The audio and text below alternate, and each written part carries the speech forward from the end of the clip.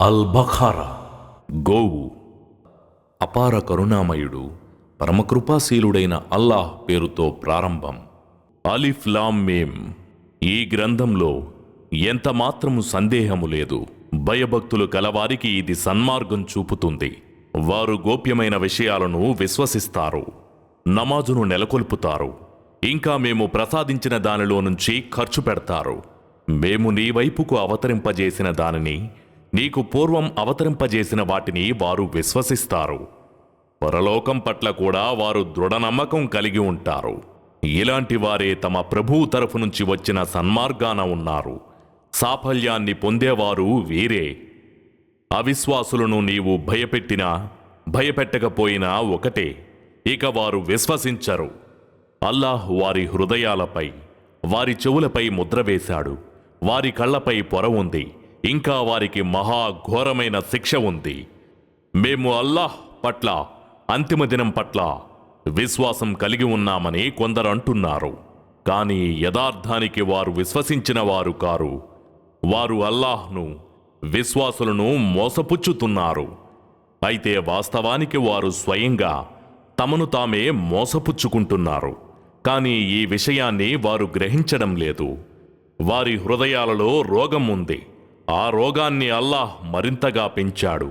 ఇంకా వారు చెప్పే అబద్ధం మూలంగా వారి కొరకు వ్యధాభరితమైన శిక్ష ఉంది. భూమిలో కల్లోలాన్ని రేకెత్తించకండి అని వారితో అన్నప్పుడల్లా, మేము దిద్దుబాటుకు ప్రయత్నించేవారం మాత్రమే అని వారు సమాధానమిస్తారు. జాగ్రత్త, నిజానికి కల్లోల జనకులు వీరే, కానీ వారికి ఆ విషయం తెలియడం లేదు. ఇతరులు విశ్వసించినట్లే మీరు విశ్వసించండి అని వారితో చెప్పినప్పుడు, మూర్ఖజనులు విశ్వసించినట్లుగా మేము విశ్వసించాలా అని వారు ఎదురు ప్రశ్న వేస్తారు. తస్మాత్, ముమ్మాటికి వీరే మూర్ఖులు, కానీ ఆ సంగతి వీరికి తెలియడం లేదు. విశ్వాసులను కలుసుకున్నప్పుడు వారు మేము విశ్వసించిన వారమే అని అంటారు, కానీ తమ శైతానుల వద్దకు పోయినప్పుడు మేము మీతోనే ఉన్నామండి, కాకపోతే వాళ్లతో పరిహాసమాడుతున్నామంతే అని పలుకుతారు. అల్లాహ్ కూడా వారితో పరిహాసమాడుతున్నాడు. వారి తలబిరుసుతనాన్ని మరింత అధికం చేస్తున్నాడు. ఫలితంగా వారు అందులై గమ్యరహితంగా తిరుగుతూ పోతున్నారు. అపమార్గాన్ని సన్మార్గానికి బదులుగా కొని తెచ్చుకున్నవారు వీరే. అందుచేత వారి ఈ వర్తకం వారికి లాభదాయకమూ కాలేదు. వారు సన్మార్గానికి నోచుకోనూ లేదు. వారి ఉపమానం నిప్పు రాజేసిన వ్యక్తిలాంటిది. నిప్పు రాజేసినంతనే పరిసరాల్లోని వస్తువులన్నీ వెలుగులోనికి వచ్చాయి. అంతలోనే అల్లాహ్ వారి వెలుగును హరించి వారిని కారు చీకట్లలో ఏమీ కానరాని స్థితిలో వదిలేశాడు. వారు చెవిటివారు, మూగవారు, గ్రుడ్డివారు. ఇక వారు మరలిరారు. లేదా ఆకాశం నుంచి కురిసే భారీ వర్షం మాదిరిగా ఉంది. అందులోనూ చిమ్మ చీకట్లు, ఉరుములు, మెరుపులు. ఉరుముల గర్జన విని మృత్యుభయంతో వారు తమ వ్రేళ్లను తమ చెవులలో దూర్చుకుంటారు. అల్లాహ్ ఈ అవిశ్వాసులను అన్ని వైపుల నుంచి ముట్టడిస్తాడు. మెరుపులు వారి దృష్టిని ఎగరవేసుకుపోతాయా అన్నట్టుంది వారి పరిస్థితి. అవి వెలుగును విరజిమ్మినప్పుడల్లా వారు అందులో కొంత దూరం నడుస్తారు. తరువాత వారిపై చీకటి ఆవరించగానే నిలబడిపోతారు. అల్లాహే గనుక తలుచుకుంటే వారు వినే శక్తిని, కంటిచూపును పోగొట్టేవాడే. నిశ్చయంగా అల్లాహ్ అన్నింటిపై అధికారం గలవాడు. ప్రజలారా, మిమ్మల్ని, మీకు పూర్వం వారిని పుట్టించిన మీ ప్రభువునే ఆరాధించండి. తద్వారానే మీరు పాపాల నుండి సురక్షితంగా ఉంటారు. ఆయనే మీకోసం భూమిని పాన్పుగాను, ఆకాశాన్ని కప్పుగాను చేశాడు. ఆకాశం నుంచి వర్షాన్ని కురిపించి, తద్వారా పండ్లు ఫలాలను పండించి మీకు ఉపాధి నొసగాడు. ఇది తెలిసి కూడా మీరు ఇతరులను అల్లాహ్కు భాగస్వాములుగా నిలబెట్టకండి. మేము మా దాసునిపై అవతరింపజేసిన దాని విషయంలో ఒకవేళ మీకేదన్నా అనుమానముంటే అటువంటిదే ఒక్క సూరానైనా రచించి తీసుకురండి. మీరు సత్యవంతులే అయితే ఈ పని కోసం అల్లాహ్ను తప్ప మీ సహాయకులందరినీ పిలుచుకోండి. ఒకవేళ మీరు గనక ఈ పని చెయ్యకపోతే ఎన్నటికీ అది మీ వల్ల కాని పనే. మానవులు, రాళ్ళు ఇంధనం కాగల ఆ అగ్ని నుండి కాపాడుకోండి. ఇది సత్య తిరస్కారుల కోసం తయారు చెయ్యబడింది. విశ్వసించి సత్కార్యాలు చేసేవారికి కింద కాలువలు ప్రవహించే వనాల శుభవార్తలను అందజెయ్యి. తినడానికి అక్కడి పండ్లు వారికి ఇవ్వబడినప్పుడల్లా, ఇలాంటి పండ్లే ఇంతకు మునుపు మాకు ఇవ్వబడినవి అని వారంటారు. నిజానికి పరస్పరం పోలి ఉండే ఫలాలు వారికి ప్రసాదించబడతాయి. వారి కొరకు పరిశుద్ధులైన భార్యలుంటారు. వారు ఈ స్వర్గవనాలలో కలకాలం ఉంటారు. నిశ్చయంగా అల్లాహ్ దేనిని ఉపమానంగా చెప్పటానికి సిగ్గుపడడు. దోమైనా సరే, దానికన్నా అల్పమైన వస్తువైనా సరే, విశ్వసించిన వారు మాత్రం దీన్ని తమ ప్రభు తరఫు నుంచి వచ్చిన సత్యమని భావిస్తారు. కాని అవిశ్వాసులు ఈ ఉపమానం ద్వారా ఇంతకీ అల్లాహ్ ఏం చెప్పదలుచుకున్నాడు అని అంటారు. ఈ విధంగా ఆయన దీని ద్వారానే ఎంతోమందిని అపమార్గం పట్టిస్తాడు, మరెంతో మందిని సన్మార్గంపైకి తీసుకువస్తాడు. అయితే దీని ద్వారా ఆయన అపమార్గానికి లోను చేసేది అవిధేయులను మాత్రమే. వీరు ఎలాంటి వారంటే అల్లాహ్తో చేసిన దృఢమైన ప్రమాణాన్ని భంగపరుస్తారు. అల్లాహ్ కలిపి ఉంచమని చెప్పిన వాటిని తెంచివేస్తారు. భువిలో చెడుగును వ్యాపింపజేస్తారు. వీరే అసలు నష్టాన్ని పొందేవారు. మీరు అల్లాహ్ యొడల తిరస్కార వైఖరికి ఎలా ఒడిగట్టగలరు? చూడబోతే నిర్జీవులుగా ఉన్న మీకు ఆయనే ప్రాణం పోశాడు. మరి మీ ప్రాణం తీసేవాడు, తిరిగి మిమ్మల్ని బ్రతికించేవాడు కూడా ఆయనే. ఆ తరువాత మీరు ఆయన వైపుకే మరలించబడతారు. ఆయనే మీకోసం భూమిలో ఉన్న సమస్త వస్తువులను సృష్టించాడు. తరువాత ఆకాశం వైపుకు ధ్యానాన్ని మరల్చి తగు రీతిలో సప్తాకాశాలను నిర్మించాడు. ఆయన అన్నీ తెలిసినవాడు. నేను భూమిలో ప్రతినిధిని చెయ్యబోతున్నాను అని నీ ప్రభువు తన దూతలతో అన్నప్పుడు భూమిలో కల్లోలాన్ని రేకెత్తించి రక్తం ప్రవహింపజేసేవాణ్ణి ఎందుకు సృష్టిస్తావు ప్రభూ? నిన్ను స్తుతించడానికి, ప్రశంసించడానికి, నీ పవిత్రతను కొనియాడటానికి మేమున్నాము కదా అని వారన్నారు. దానికి అల్లాహ్, నాకు తెలిసినవన్నీ మీకు తెలియవు అని అన్నాడు. అల్లాహ్ ఆదంకు అన్ని పేర్లను నేర్పి వాటిని దూతల ముందుంచాడు. ఒకవేళ మీరు చెప్పేదే నిజమైతే కాస్త వీటి పేర్లు చెప్పండి అన్నాడు.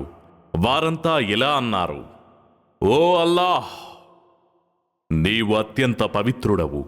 నీవు మాకు తెలియజేసినది తప్ప ఇంకేమీ మాకు తెలియదు. నిశ్చయంగా అన్నీ తెలిసినవాడవు, వివేకవంతుడవు నీవే. అప్పుడు అల్లాహ్, ఓ ఆదం, వీటి పేర్లేమిటో నువ్వు తెలుపు అన్నాడు. ఆయన వాటి పేర్లన్నీ చెప్పేయగానే అల్లాహ్ ఇలా ప్రకటించాడు: భూమ్యాకాశాలలో గోప్యంగా ఉన్నవన్నీ నాకు తెలుసని, మీరు బహిర్గతం చేసేవి, దాచిపెట్టేవి అన్నీ నాకు తెలుసని నేను మీకు చెప్పలేదా? మీరందరూ ఆదం ముందు సాష్టాంగపడండి అని మేము దూతలను ఆజ్ఞాపించినప్పుడు ఇబ్లీసు తప్ప అందరూ సాష్టాంగపడ్డారు. వాడు మాత్రం తిరస్కరించాడు. అహంకారి అయి అవిధేయులలో చేరిపోయాడు. మేము, ఓ ఆదం, నువ్వు నీ భార్య ఇద్దరూ స్వర్గంలో ఉండండి. మీరు ఇష్టపడిన చోటు నుంచి స్వేచ్ఛగా తినండి. కాని ఈ వృక్షం దరిదాపులకు కూడా పోవద్దు, లేదంటే దుర్మార్గులలో చేరిపోతారు అని చెప్పాము. కాని షైతాన్ వారిని పెడద్రోవ పట్టించి అక్కడి నుంచి బయటికి తీసివేయించాడు. మేము వారిని ఇలా ఆదేశించాము: దిగిపోండి, మీరు ఒండొకరికి శత్రువులు. ఒక నిర్ణీత కాలం వరకు భూమిపైనే ఉండి మీరు లబ్ధి పొందవలసి ఉంది.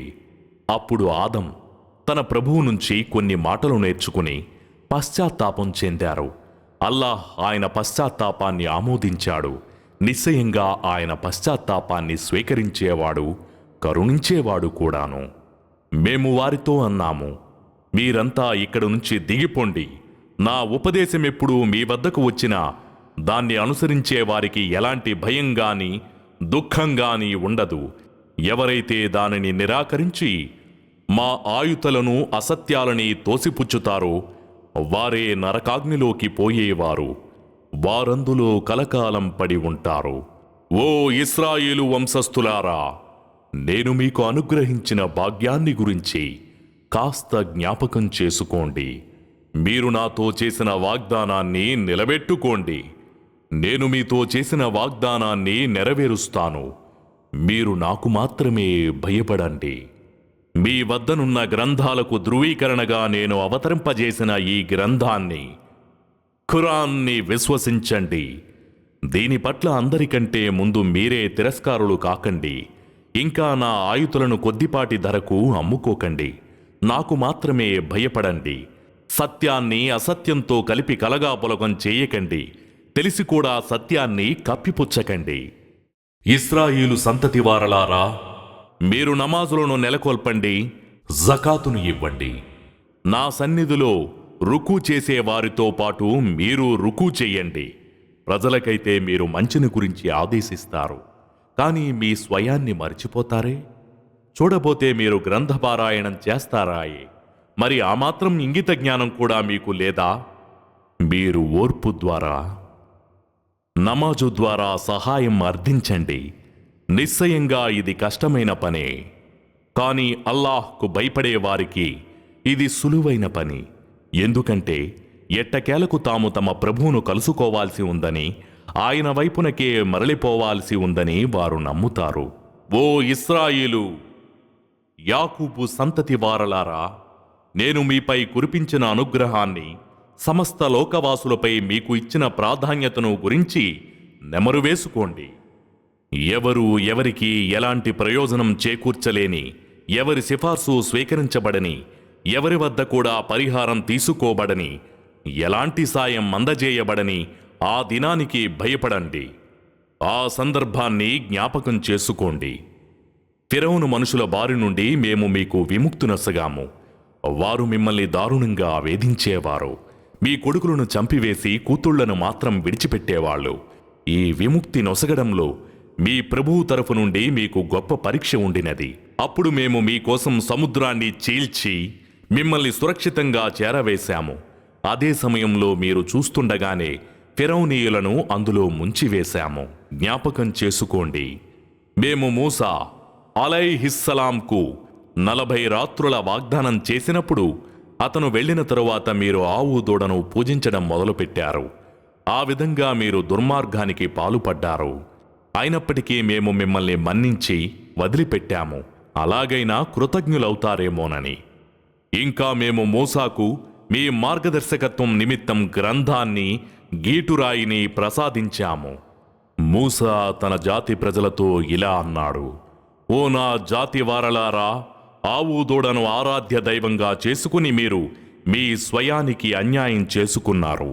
కనుక ఇప్పుడు మీరు పశ్చాత్తాప భావంతో మీ సృష్టికర్త వైపుకు మరలండి. ఈ ఘోర కృత్యానికి పాల్పడిన మీలోని వారిని చంపండి. మీ సృష్టికర్త వద్ద ఇదే మీ కొరకు మేలైనది. మరి ఆయన మీ పశ్చాత్తాపాన్ని స్వీకరించాడు. నిస్సందేహంగా ఆయన పశ్చాత్తాపాన్ని స్వీకరించేవాడు, కనికరించేవాడు. మీరు మూసాతో అన్న మాటలను గుర్తుకు తెచ్చుకోండి. ఓ మూసా, మేము అల్లాహ్ను కళ్ళారా చూడనంత వరకు నిన్ను విశ్వసించము. మీ ఈ పెడసరి ధోరణికి శిక్షగా మీరు చూస్తుండగానే మీపై పిడుగు పడింది. అయితే ఈసారైనా మీరు కృతజ్ఞులవుతారేమోనన్న ఉద్దేశంతో చనిపోయిన మిమ్మల్ని తిరిగి బతికించాము. మేము మీపై మేఘాల ఛాయను కల్పించాము. మీపై మన్ సల్వాలను దించాము. మేము మీకు ప్రసాదించిన పరిశుద్ధమైన వస్తువులను తినండి. వారు మాకెలాంటి అన్యాయమూ చేయలేదు, కాకపోతే వారు తమకు తామే అన్యాయం చేసుకుంటూ పోయారు. ఇంకా ఆ విషయాన్ని కూడా నెమరు వేసుకోండి. ఈ పురములో ప్రవేశించండి. అక్కడ మీకు ఇష్టమైన చోట కోరుకున్న విధంగా తృప్తిగా తినండి.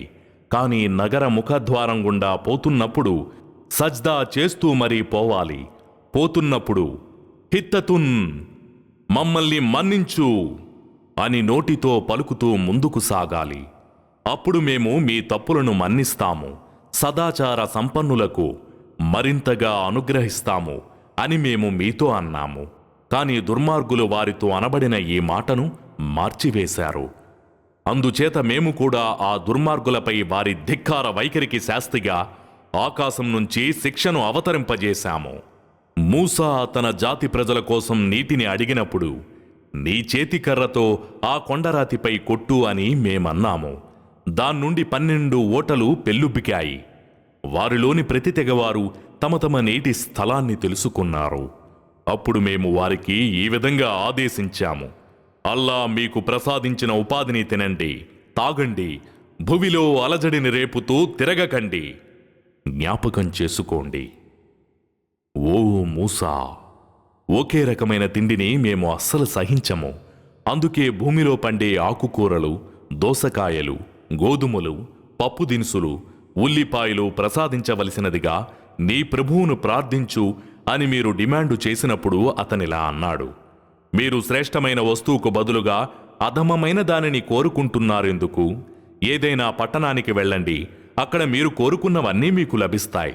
దాంతో వారిపై పరాభవం, దారిద్ర్యం రుద్దబడింది. వారు దైవాగ్రహానికి గురై తరలిపోయారు. వారి ఈ దురావస్థకు కారణమేమిటంటే వారు అల్లా ఆయుతుల పట్ల తిరస్కార వైఖరిని అవలంబించేవారు, అన్యాయంగా ప్రవక్తలను చంపేవారు. ఇది వారి అవిధేయతకు, బరితెగించిన పోకడకు పర్యవసానం మాత్రమే. విశ్వసించిన వారైనా, యూదులైనా, నసారాలైనా, సాబియేనులైనా ఎవరైనా సరే అల్లాహ్ను, అంతిమ దినాన్ని విశ్వసించి సదాచరణ చేస్తే వారి ప్రతిఫలం వారి ప్రభువు వద్ద ఉంటుంది. వారికెలాంటి భయం గాని, దుఃఖం గాని ఉండదు. తూరు పర్వతాన్ని మీ పైకి ఎత్తి మేము మీ చేత చేయించిన ప్రమాణాన్ని కాస్త జ్ఞాపకం చేసుకోండి. అప్పుడు మేము మీకు ప్రసాదించిన దానిని గట్టిగా పట్టుకోండి.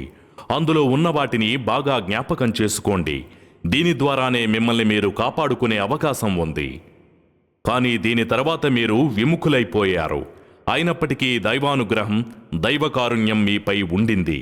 లేకపోతే మీరు తీవ్రంగా నష్టపోయేవారే. శనివారం విషయంలో ఆజ్ఞోల్లంఘనకు పాల్పడిన మీ వారి గురించి కూడా మీకు బాగా తెలుసు. అత్యంత అసహ్యకరమైన, చేత్కరించబడిన కోతులుగా మారిపోండి అని మేము వాళ్ళని శపించాము. దీనిని మేము ఆ కాలం వారికి, భావితరాల వారికి గుణపాఠ సూచనగా, భయభక్తులు కలవారికి హితబోధగాను చేశాము. మూసా తన జాతి వారితో అల్లాహ్ మిమ్మల్ని ఒక ఆవును జిబహ్ చెయ్యవలసిందిగా ఆజ్ఞాపిస్తున్నాడు అని అన్నప్పుడు, ఏమిటి, మాతో వేళాకోళం చేస్తున్నావా అని వారు ప్రశ్నించారు. దానికి అతను, నేనలాంటి మూర్ఖుల్లో ఒకణ్ణి కాకుండా ఉండేందుకు అల్లాహ్ శరణు వేడుతున్నాను అని జవాబిచ్చాడు. అప్పుడు వారు, అయితే అది ఎటువంటిది అయి ఉండాలో మాకు వివరించవలసిందిగా నీ ప్రభువును అర్థించు అని అన్నారు. దానికి అతను, అది మరీ ముసలిదై ఉండకూడదు, మరీ లేగదూడగా ఉండరాదు, పైగా అది మధ్య వయస్సులో ఉన్న ఆవు అయి ఉండాలని ఆయన ఆజ్ఞాపిస్తున్నాడు. ఇక ఆజ్ఞాపించబడిన విధంగా చేయండి అని చెప్పాడు. అది ఏ రంగుదై ఉండాలో మాకు వివరించమని నీ ప్రభువును ప్రార్థించు అని మళ్లీ అడిగారు. అది పసుపు వర్ణం గలదై నిగనగలాడుతూ చూసేవారికి ఆకర్షణీయంగా కనిపించేలా ఉండాలన్నది అల్లాహ్ ఆజ్ఞ అని మూసా సమాధానమిచ్చాడు. అప్పుడు వారు, అది ఎలాంటిదై ఉండాలో మాకు వివరించమని నీ ప్రభువును ప్రార్థించు, మాకు ఆవు సంగతి ఇంకా ప్రస్ఫుటం కాలేదు. అల్లాహ్ గనక తలిస్తే మేము మార్గదర్శకత్వం పొందుతాము అని అన్నారు. దానికి అతను, ఆ ఆవు పనిచేసేది, దుక్కి దున్నేది, సేద్యపు పనిలో ఉపయోగపడేది అయి ఉండకూడదు.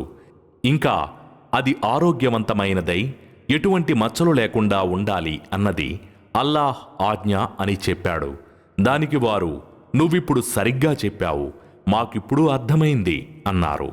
అసలు వారు ఆ దేశ పాలనకు ఏమాత్రం సుముఖంగా లేరు. ఎట్టకేలకు ఆవును జిబహ్ చేశారు. మీరు ఒక వ్యక్తిని హత్య చేసి ఆ విషయంలో పరస్పరం విభేదించుకోసాగారు. కానీ మీ గుట్టును అల్లాహ్ రట్టు చేయాలనే నిర్ణయించుకున్నాడు. కనుక ఈ ఆవు మాంసపు ముక్కనొకదానిని హతును దేహానికేసి కొట్టండి, అతడు లేచి నిలబడతాడు అని మేము అన్నాము. ఈ విధంగా అల్లాహ్ మృతులను బతికించి తన నిదర్శనాలను చూపుతున్నాడు, మీరు ఇకనైనా బుద్ధిగా మసులుకోవాలని. కాని ఆ తరువాత మీ హృదయాలు కఠినమైపోయాయి, రాళ్ల మాదిరిగా కాదు, వాటికంటే కూడా కఠినమైపోయాయి.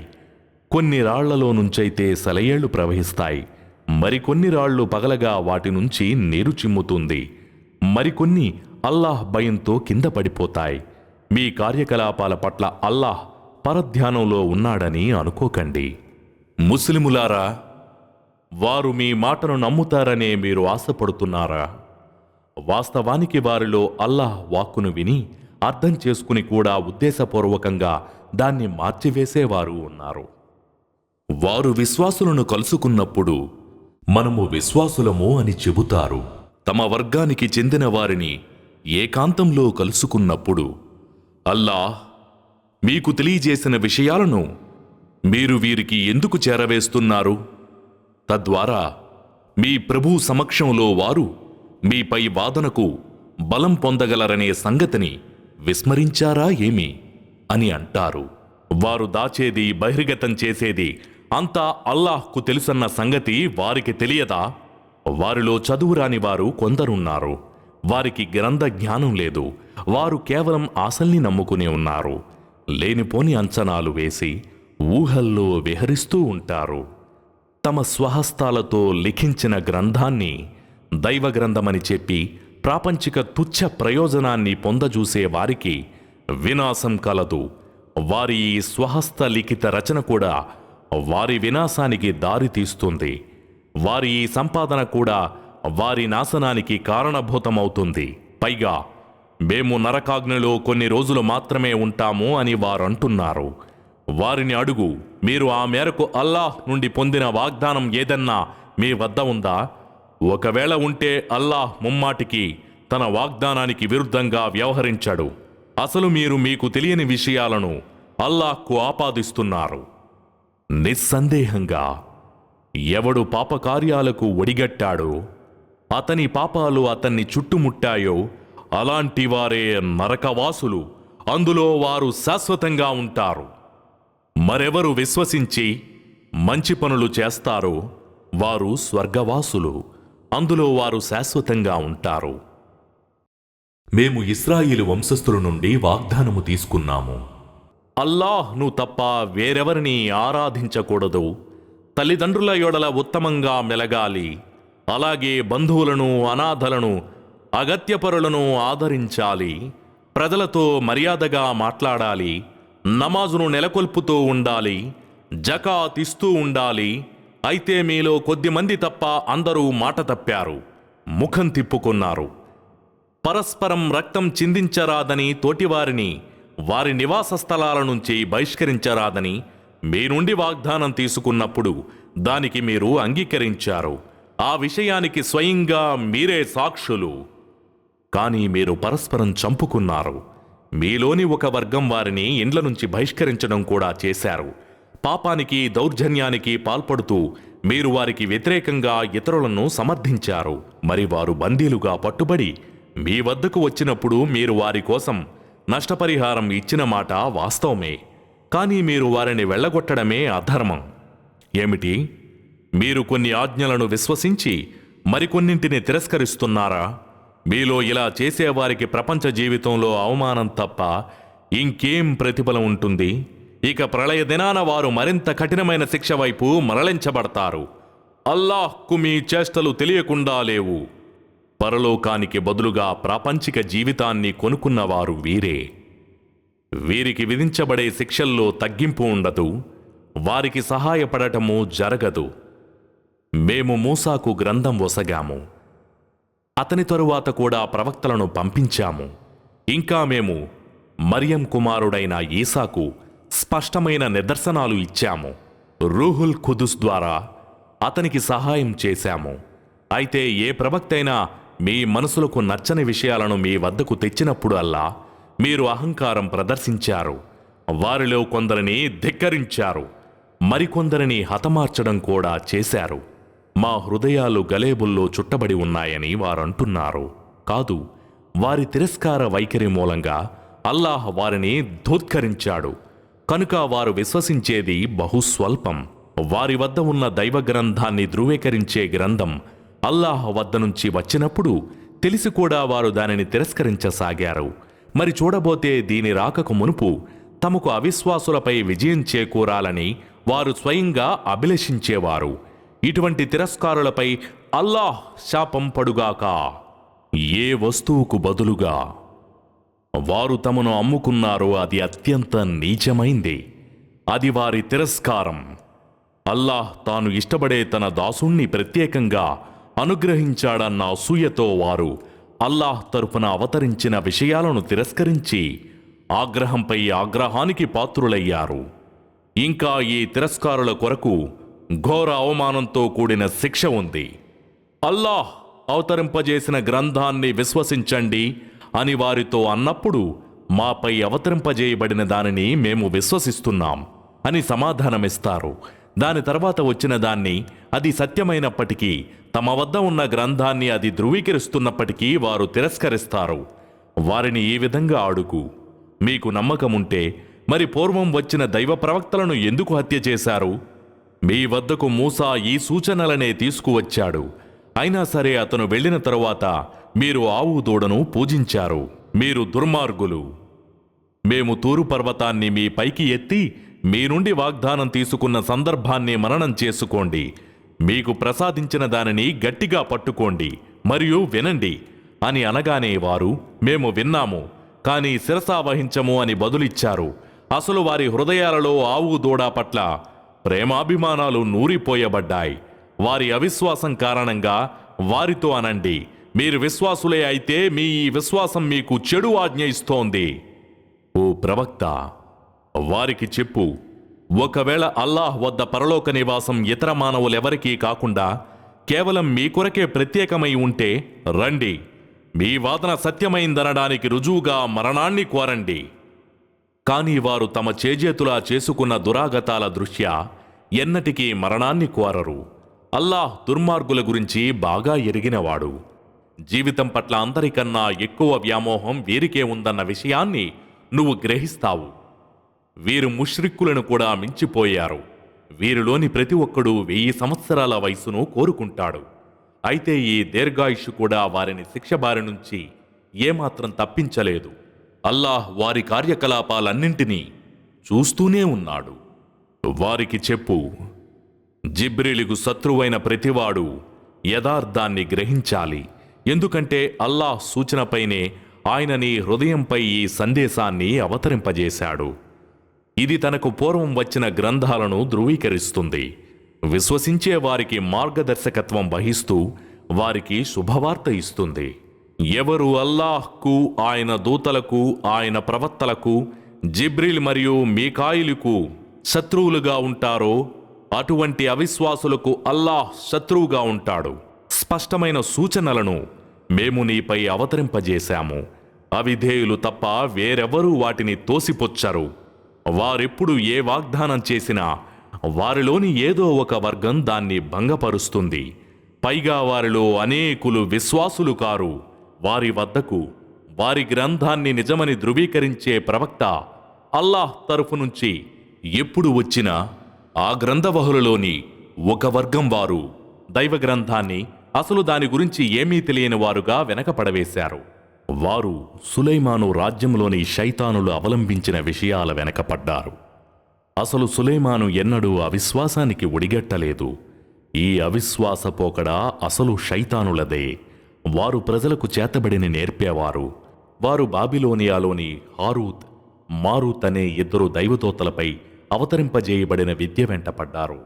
మేము ఒక పరీక్ష వంటి వారం, నువ్వు మాత్రం అవిశ్వాసానికి పాల్పడకు అని చెప్పనంతవరకు వారు ఎవరికీ ఆ విద్యను నేర్పేవారు కూడా కాదు. అయినప్పటికీ జనులు వారి దగ్గర భార్యాభర్తలను విడగొట్టే విద్యను నేర్చుకునేవారు. ఎంత చేసినా వారు అల్లాహ్ అనుమతి లేకుండా ఆ చేతబడి ద్వారా ఎవరికీ ఎలాంటి కీడు కలిగించలేరు సుమా. తమకు నష్టం తప్ప ఏమాత్రం ప్రయోజనం చేకూర్చని దానిని వారు నేర్చుకుంటున్నారు. ఆ విద్యను కొనుక్కున్న వారికి పరలోకంలో ఎలాంటి భాగం లేదన్న సంగతి వారికి సైతం తెలుసు. ఎంత నీచమైన వస్తువుకు బదులుగా వారు తమను తాము అమ్ముకుంటున్నారో వారికి తెలిస్తే ఎంత బావుండు. వారే గనక విశ్వసించి అల్లాహ్ పట్ల భీతిపరులుగా వ్యవహరించి ఉంటే అల్లాహ్ తరఫున వారికి అత్యుత్తమ పుణ్యఫలం లభించి ఉండేది. ఆ సంగతిని వారు తెలుసుకోగలిగితే ఎంత బావుండేది. ఓ విశ్వాసులారా, దైవ ప్రవక్త సల్లల్లాహు అలైహి వసల్లంను రాయినా అనకండి, ఉన్జుర్నా అని అనండి. శ్రద్ధగా వింటూ ఉండండి. అవిశ్వాసుల కొరకు బాధాకరమైన శిక్ష ఉంది. మీపై మీ ప్రభువు తరఫు నుంచి ఏదైనా మేలుతో కూడుకున్న విషయం అవతరించడం గ్రంథవహుల్లోని తిరస్కారులకు గాని ముష్రిక్కులకు గాని ఏమాత్రం ఇష్టం లేదు. అల్లాహ్ తన ప్రత్యేక కారుణ్యం నుంచి తాను కోరిన వారికి అనుగ్రహిస్తాడు. అల్లాహ్ గొప్ప అనుగ్రహం గలవాడు. ఓ ప్రవక్త, ఏదేని ఒక వాక్యాన్ని మేము రద్దుపరిచినా లేక మరిపింపజేసినా దానికన్నా ఉత్తమమైన దానిని లేదా కనీసం దానికి సమానమైన దానిని తీసుకువస్తాము. అల్లాహ్ ప్రతిదీ చేయగల సమర్థుడన్న సంగతి నీకు తెలియదా? భూమ్యాకాశాల సార్వభౌమత్వం అల్లాహ్దేనని, అల్లాహ్ తప్ప మరొకరెవరూ మీ రక్షకులు సహాయకులు కారన్న విషయం నీకు తెలియదా? లోగడ మూసాకు వేయబడినటువంటి ప్రశ్నలే మీరు మీ ప్రవక్తకు వేయదలుస్తున్నారా? అయితే వినండి, విశ్వాసాన్ని అవిశ్వాస వైఖరి ద్వారా మార్చేవాడు రుజుమార్గం నుంచి తప్పిపోతాడు. ఈ గ్రంథవహుల్లోని అనేకులు సత్యమేదో స్పష్టంగా తెలిసిపోయినప్పటికీ కేవలం తమ మనసులో ఉన్న అసూయ మూలంగా మిమ్మల్ని కూడా విశ్వాస మార్గం నుంచి అవిశ్వాసం వైపు మళ్లించాలని చూస్తున్నారు. కాబట్టి అల్లాహ్ తన ఆదేశాన్ని తీసుకువచ్చే వరకు మీరు కూడా మన్నింపుల వైఖరిని అవలంబిస్తూ ఉండండి. వారిని పట్టించుకోకండి. నిశ్చయంగా అల్లాహ్ అన్నింటిపై అధికారం కలవాడు. మీరు మాత్రం నమాజును నెలకొల్పుతూ జకాతును ఇస్తూ ఉండండి. మీరు మీకోసం ఏ మంచి పనులను ముందుగా పంపుకున్నా అల్లాహ్ వద్ద వాటిని పొందుతారు. నిస్సందేహంగా అల్లాహ్ మీ కార్యకలాపాలన్నింటినీ గమనిస్తూనే ఉన్నాడు. యూదులు క్రైస్తవులు తప్ప వేరెవ్వరూ స్వర్గంలో ప్రవేశించలేరని వారంటున్నారు. ఇవి వారి ఆశలు ఆకాంక్షలు మాత్రమే. మీరు మీ వాదనలో సత్యవంతులే అయితే ఆ మేరకు ఏదన్నా నిదర్శనం సమర్పించండి అని వారిని అడుగు. అవును మరి, ఎవడైతే ఆచరణలో అత్యుత్తమ రీతిని అవలంబించి తనను తాను అల్లాహ్ సన్నిధిలో సమర్పించుకుంటాడో అతనికి తన ప్రభువు వద్ద ప్రతిఫలం ఉంది. అలాంటి వారికి ఎలాంటి భయం గాని దుఃఖం గాని ఉండవు. క్రైస్తవులు సత్యంపై లేరని యూదులంటున్నారు. యూదులు సత్యంపై లేరని క్రైస్తవులంటున్నారు. మరి చూడబోతే వారంతా గ్రంథాన్ని చదువుతున్నారు. జ్ఞానం లేని వాళ్ళు కూడా ఎలాంటి మాటే అంటున్నారు. కనుక అల్లాహ్ ప్రళయ దినాన వీళ్ల భేదాభిప్రాయం గురించి వీళ్ల మధ్య తీర్పు చేస్తాడు. అల్లాహ్ మసీదులలో ఆయన నామస్మరణను అడ్డుకుని వాటిని పాడు చేయడానికి ప్రయత్నించే వానికంటే పరమ దుర్మార్గుడు ఎవడుంటాడు? అటువంటి వారు వాటిలో ప్రవేశించినా భయపడుతూనే ప్రవేశించాలి సుమా. వారికి ప్రపంచంలోనూ పరాభవం తప్పదు, పరలోకంలో కూడా మహాఘోర శిక్ష తప్పదు. తూర్పు పడమరలకు అధిపతి అల్లాయే. మీరు మీ ముఖాన్ని ఏ వైపుకు తిప్పినా అటు అల్లాహ్ సమ్ముఖం లభిస్తుంది. నిస్సందేహంగా అల్లాహ్ విస్తృతి కలవాడు, సర్వము తెలిసినవాడు. అల్లాహ్కు సంతానం కలదని వీళ్ళు అంటున్నారు. ఆయన అతీతుడు, పవిత్రుడు. పైగా భూమ్యాకాశాలలో ఉన్న సమస్తము ఆయనదే. అవన్నీ ఆయనకు తలవొగ్గి ఉన్నాయి. భూమ్యాకాశాలను ప్రప్రథమంగా సృష్టించినవాడు ఆయనే. ఆయన ఏ పనినైనా చెయ్య సంకల్పించుకున్నప్పుడు దాన్ని అయిపో అని అంటే చాలు, అది అయిపోతుంది. జ్ఞానం లేనివాళ్ళు అల్లాహ్ స్వయంగా మాతో ఎందుకు మాట్లాడడు, లేక మా వద్దకు ఏదైనా సూచన ఎందుకు రాదు అని అంటారు. వారి పూర్వీకులు కూడా ఇలాంటి పలుకులే పలికారు. వారందరి హృదయాలు ఒకే విధమైనవి. వాస్తవానికి నమ్మేవారి కోసం మేము మా సూచనలను స్పష్టం చేసి ఉంచాము. మేము నిన్ను సత్యంతో పాటు శుభవార్తనిచ్చేవానిగా హెచ్చరించేవానిగా చేసి పంపాము. నరకవాసుల గురించి నిన్ను అడగటం జరగదు. నువ్వు వారి విధానాన్ని అనుసరించనంత వరకు యూదులు క్రైస్తవులు నిన్ను ఇష్టపడరు. అల్లాహ్ చూపిన మార్గమే సరైన మార్గమని నువ్వు వారికి చెప్పేయి. ఒకవేళ నువ్వు నీ వద్దకు జ్ఞానం వచ్చిన మీదట కూడా వారి కోరికలను అనుసరిస్తే అల్లాహ్ నుండి నిన్ను రక్షించేవాడు సహాయకుడు ఎవడు ఉండడు. మేము ఎవరికి గ్రంథం వసగామో వారు దానిని పారాయణం చేయవలసిన రీతిలో పారాయణం చేస్తారు. వారు ఈ గ్రంథాన్ని విశ్వసిస్తారు. ఇక దీని పట్ల తిరస్కార వైఖరిని అవలంబించిన వారే నష్టపోయేది. ఓ ఇశ్రాయేలు సంతతి వారలారా, నేను మీపై కురిపించిన వరాలను జ్ఞప్తికి తెచ్చుకోండి. నేను మీకు సమస్త లోకాలపై శ్రేష్టతను వసగాను. ఎవరు ఎవరికి ఏ విధంగానూ తోడ్పడలేని, ఎవరి నుంచి పరిహారం కూడా స్వీకరించబడని ఏ సిఫారసు ఎవరికీ ప్రయోజనకరం కాజాలని, ఎవరికీ సహాయం కూడా చేయజాలని ఆ దినానికి భయపడండి. ఇబ్రాహీమును అతని ప్రభువు అనేక విషయాలలో పరీక్షించగా అతను అన్నింటిలోనూ నికార్సుగా నెగ్గుకు వచ్చాడు. అప్పుడు అల్లాహ్ అతన్ని ఉద్దేశించి, నేను నిన్ను ప్రజలకు నాయకునిగా చేస్తాను అన్నాడు. దానికి అతను, నా సంతానాన్ని కూడానా అని అడిగాడు. అప్పుడు అల్లాహ్, దుర్మార్గులకు నా వాగ్దానం వర్తించదు అని సమాధానమిచ్చాడు. మేము ఈ గృహాన్ని మానవులందరి పుణ్యక్షేత్రంగానూ శాంతి నిలయంగానూ చేశాము. మీరు ఇబ్రాహీము నిలబడిన ప్రదేశాన్ని నమాజు స్థలంగా చేసుకోండి. నా గృహాన్ని ప్రదక్షిణ చేసేవారి కోసం, అక్కడ ఏతేకాఫ్ పాటించేవారి కోసం, రుకు సజ్దాలు చేసేవారి కోసం మీరు దానిని పరిశుద్ధంగా ఉంచాలి అని ఇబ్రాహీము, ఇస్మాయిలు నుంచి మేము వాగ్దానం తీసుకున్నాము. నా ప్రభూ, నీవు ఈ ప్రదేశాన్ని శాంతినగరంగా చేయి. ఈ నగరవాసులలో అల్లాను, అంతిమ దినాన్ని విశ్వసించేవారికి పండ్లు ఫలాలను ఆహారంగా ప్రసాదించు అని ఇబ్రాహీం అర్థించినప్పుడు అల్లాహ్ ఈ విధంగా పలికాడు, విశ్వసించని వారికి కూడా నేను కొంత ప్రయోజనం చేకూర్చుతాను, కానీ చివరకు వారిని అగ్నిశిక్ష వైపుకు ఏడుస్తాను. ఇది అత్యంత చెడ్డ నివాస స్థలము. ఇబ్రాహీం, ఇస్మాయిల్ ఇద్దరు గృహ పునాదులను, గోడలను లేపుతూ ఇలా ప్రార్థించేవారు, మా ప్రభువు, మా సేవను స్వీకరించు. నీవు మాత్రమే సర్వం వినేవాడవు, సర్వం తెలిసినవాడవు. మా ప్రభు, మమ్మల్ని నీ విధేయులుగా చేసుకో. మా సంతతి నుండి కూడా నీ విధేయతకు కట్టుబడి ఉండే ఒక సమూహాన్ని ప్రభవింపజేయి. మాకు మా ఆరాధన రీతులను నేర్పు. మమ్మల్ని క్షమించు. నిశ్చయంగా నీవు మాత్రమే పశ్చాత్తాపాన్ని స్వీకరించేవాడవు, అపారంగా కరుణించేవాడవు. మా ప్రభూ, నీ వాక్యాలను వారికి చదివి వినిపించే, గ్రంథ జ్ఞానాన్ని నేర్పించే, విజ్ఞత వివేచనలను విడమరిచి చెప్పేవారిని పరిశుద్ధపరిచే ఒక ప్రవక్తను స్వయంగా వారి జాతి నుండే వారిలో ప్రభవింపజేయి. నిస్సందేహంగా నీవు సర్వాధికుడవు, వివేకవంతుడవు. శుద్ధ అవివేకి మాత్రమే ఇబ్రాహీం ధర్మం పట్ల విరక్తి చెందుతాడు. మేము అతన్ని ప్రపంచంలోనూ ఎన్నుకున్నాము, పరలోకంలో కూడా అతడు సజ్జనుల సరసన ఉంటాడు. ఆత్మసమర్పణ చేసుకో అని అతని ప్రభువు అతన్ని ఆదేశించినప్పుడల్లా, సకల లోకాల ప్రభువు సమక్షంలో నన్ను నేను సమర్పించుకున్నాను అని అతను సమాధానమిచ్చాడు. ఈ ఉపదేశమే ఇబ్రాహీం మరియు యాకూబ్ తమ సంతానానికి చేశారు. నా బిడ్డలారా, అల్లాహ్ మీకోసం ఈ ధర్మాన్నే ఇష్టపడ్డాడు కనుక మీరు ముస్లిములుగా తప్ప మరణించకూడదు సుమా. ఏమిటి, యాకూబ్ మరణ ఘడియల్లో ఉన్నప్పుడు మీరక్కడ ఉన్నారా?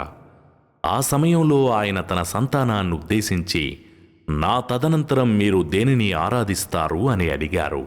దానికి వారంతా మీ ఆరాధ్య దైవాన్ని, మీ పితామహులకు ఇబ్రాహీం, ఇస్మాయిలు, ఇస్హాక్ల ఆరాధ్య దైవమైన ఏకైక ఆరాధ్యుణ్ణి మాత్రమే ఆరాధిస్తాము, ఆయనకే విధేయులమై ఉంటాము అని జవాబిచ్చారు. అది గతించిన ఒక సమూహం. వారు చేసుకున్నది వారికి చెందుతుంది, మీరు చేసేది మీకు చెందుతుంది.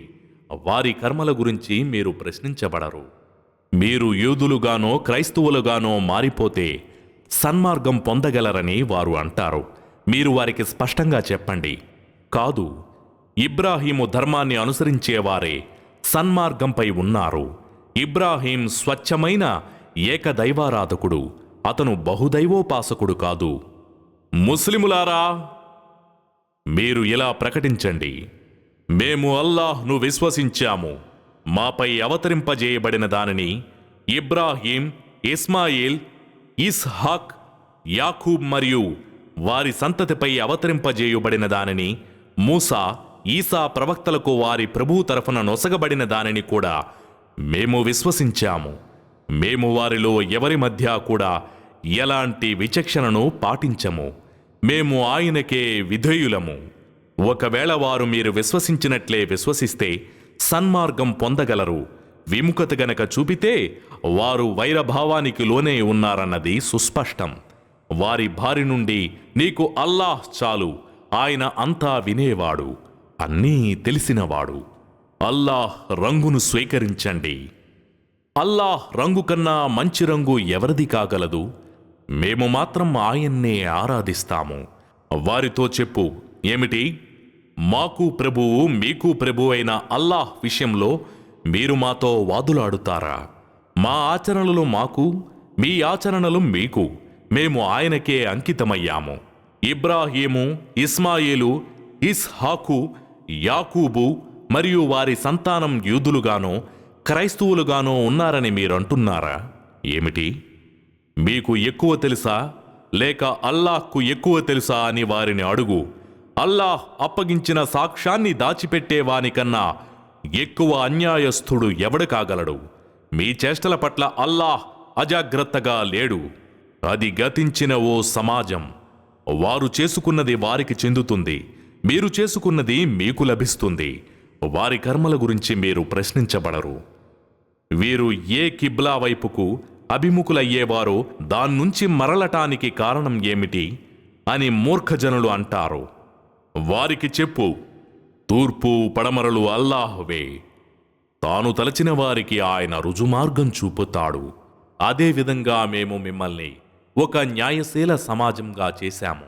మీరు ప్రజలపై సాక్షులుగా, ప్రవక్త మీపై సాక్షిగా ఉండడం కోసం మేమిలా చేశాము. ప్రవక్తకు విధేయత చూపడంలో ఎవరు నిజాయితీపరులో, మరెవరు వెనుతిరిగిపోయేవారో తెలుసుకునే నిమిత్తమే మేము పూర్వం నీవు అభిముఖుడవై ఉండిన దిశను మీ కిబ్లాగా నిర్ధారించాము. ఇదెంతో కష్టమైన విషయమే అయినప్పటికీ అల్లాహ్ సన్మార్గం చూపిన వారికి అల్లాహ్ మీ విశ్వాసాన్ని వృధా కానివ్వడు. నిశ్చయంగా అల్లాహ్ మానవుల యొడల అమితమైన వాత్సల్యం కలవాడు, పరమకృపాశీలుడు. నువ్వు నీ ముఖాన్ని మాటిమాటికి ఆకాశం వైపుకు ఎత్తడం మేము గమనిస్తూనే ఉన్నాము. కాబట్టి ఇప్పుడు మేము నువ్వు ఇష్టపడే ఆ దిశ వైపుకే నిన్ను తిప్పుతున్నాము. కనుక నువ్వు నీ ముఖాన్ని మస్జిదే హరాం వైపుకు తిప్పుకో. మీరెక్కడున్నా సరే ఇక మీదట మీ ముఖాలను దానివైపుకే తిప్పాలి. ఈ విషయం తమ ప్రభు తరఫు నుండి వచ్చిన సత్యమేనని గ్రంథం ఇవ్వబడిన వారికి బాగా తెలుసు. అల్లాహ్ వారి కార్యకలాపాల పట్ల అజాగ్రత్తగా లేడు. ఒకవేళ నీవు గ్రంథవహులకు నిదర్శనాలన్నీ చూపినా వారు నీ కిబ్లాను అనుసరించరు. వారి కిబ్లాను అంగీకరించడం అన్నది నీ వల్ల కూడా కాని పని. వారిలో కూడా కొందరు మరికొందరి కిబ్లాను అనుసరించరు. ఒకవేళ నువ్వు జ్ఞానం వచ్చేసిన తరువాత కూడా వారి కోరికలను అనుసరించినట్లయితే నువ్వు కూడా దుర్మార్గులలో చేరిపోతావు సుమా. మేమెవరికి గ్రంథం వసగామో వారు తమకన్నా కొడుకులను గుర్తుపట్టినట్లే అతన్ని గుర్తుపడతారు. వారిలోని ఒక సమూహం సత్యాన్ని గుర్తించి కూడా దాన్ని కప్పిపుచ్చుతుంది. అయితే ఇది నీ ప్రభువు తరఫు నుంచి వచ్చిన సత్యం. నీవు మాత్రం సంశయాల్లో ఊగిసలాడేవారి సరసన చేరకు. ప్రతి ఒక్కడూ ఏదో ఒక దిక్కుకు తిరుగుతున్నాడు. కాబట్టి మీరు సత్కార్యాలలో మించిపోయేందుకు ప్రయత్నించండి. మీరు ఎక్కడ ఉన్నా సరే అల్లాహ్ మిమ్మల్ని సమీకరిస్తాడు. నిశ్చయంగా అల్లాహ్ ప్రతి వస్తువుపై అధికారం కలవాడు. నీవు ఎక్కడి నుంచి బయలుదేరినా నీ ముఖాన్ని మస్జిదే హరాం వైపునకు తిప్పు. ఇదే నీ ప్రభువు తరఫు నుండి వచ్చిన సత్యం. మీరు చేసేదంతా అల్లాహ్కు తెలియకుండా లేదు. ఏ స్థలము నుంచి నీవు వెడలినా నీ ముఖాన్ని మస్జిదే హరాం వైపునకు తిప్పు. మీరు ఎక్కడ ఉన్నా సరే మీ ముఖాలను దానివైపునకే తిప్పండి. జనులు మీతో వాదులాటలకు దిగకుండా ఉండడానికి వారిలోని దుర్మార్గులకు భయపడకండి. నాకు మాత్రమే భయపడండి. నేను నా అనుగ్రహాన్ని మీపై సంపూర్తి గావించడానికి, మీరు సన్మార్గగాములు అవడానికి. అదేవిధంగా మేము మీ వద్దకు స్వయంగా మీలో నుండే ఒక ప్రవక్తను పంపాము. అతడు మీకు మా వాక్యాలను చదివి వినిపిస్తున్నాడు. మిమ్మల్ని పరిశుద్ధుల్ని చేస్తున్నాడు. మీకు గ్రంథ జ్ఞానాన్ని, వివేకవంతమైన విషయాలను బోధిస్తున్నాడు. ఇంకా మీకు తెలియని విషయాలను నేర్పుతున్నాడు. అందుకే మీరు నన్ను స్మరించండి. నేను మిమ్మల్ని జ్ఞాపకముంచుకుంటాను. నాకు కృతజ్ఞులై ఉండండి. కృతజ్ఞతకు పాల్పడకండి. ఓ విశ్వాసులారా, సహనం మరియు నమాజు ద్వారా సహాయం అర్థించండి. అల్లాహ్ సహనం పాటించే వారికి తోడుగా ఉంటాడు. అల్లాహ్ మార్గంలో చంపబడిన వారిని మృతులు అని అనకండి. వారు బతికే ఉన్నారు, కానీ ఆ విషయం మీకు అర్థం కాదు.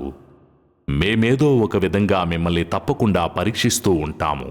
భయంతో, ఆకలి దప్పులతో, ధన ప్రాణాల నష్టంతో, పండ్ల కొరతతో ఈ సహనమూర్తులకు శుభవార్త ఇవ్వండి.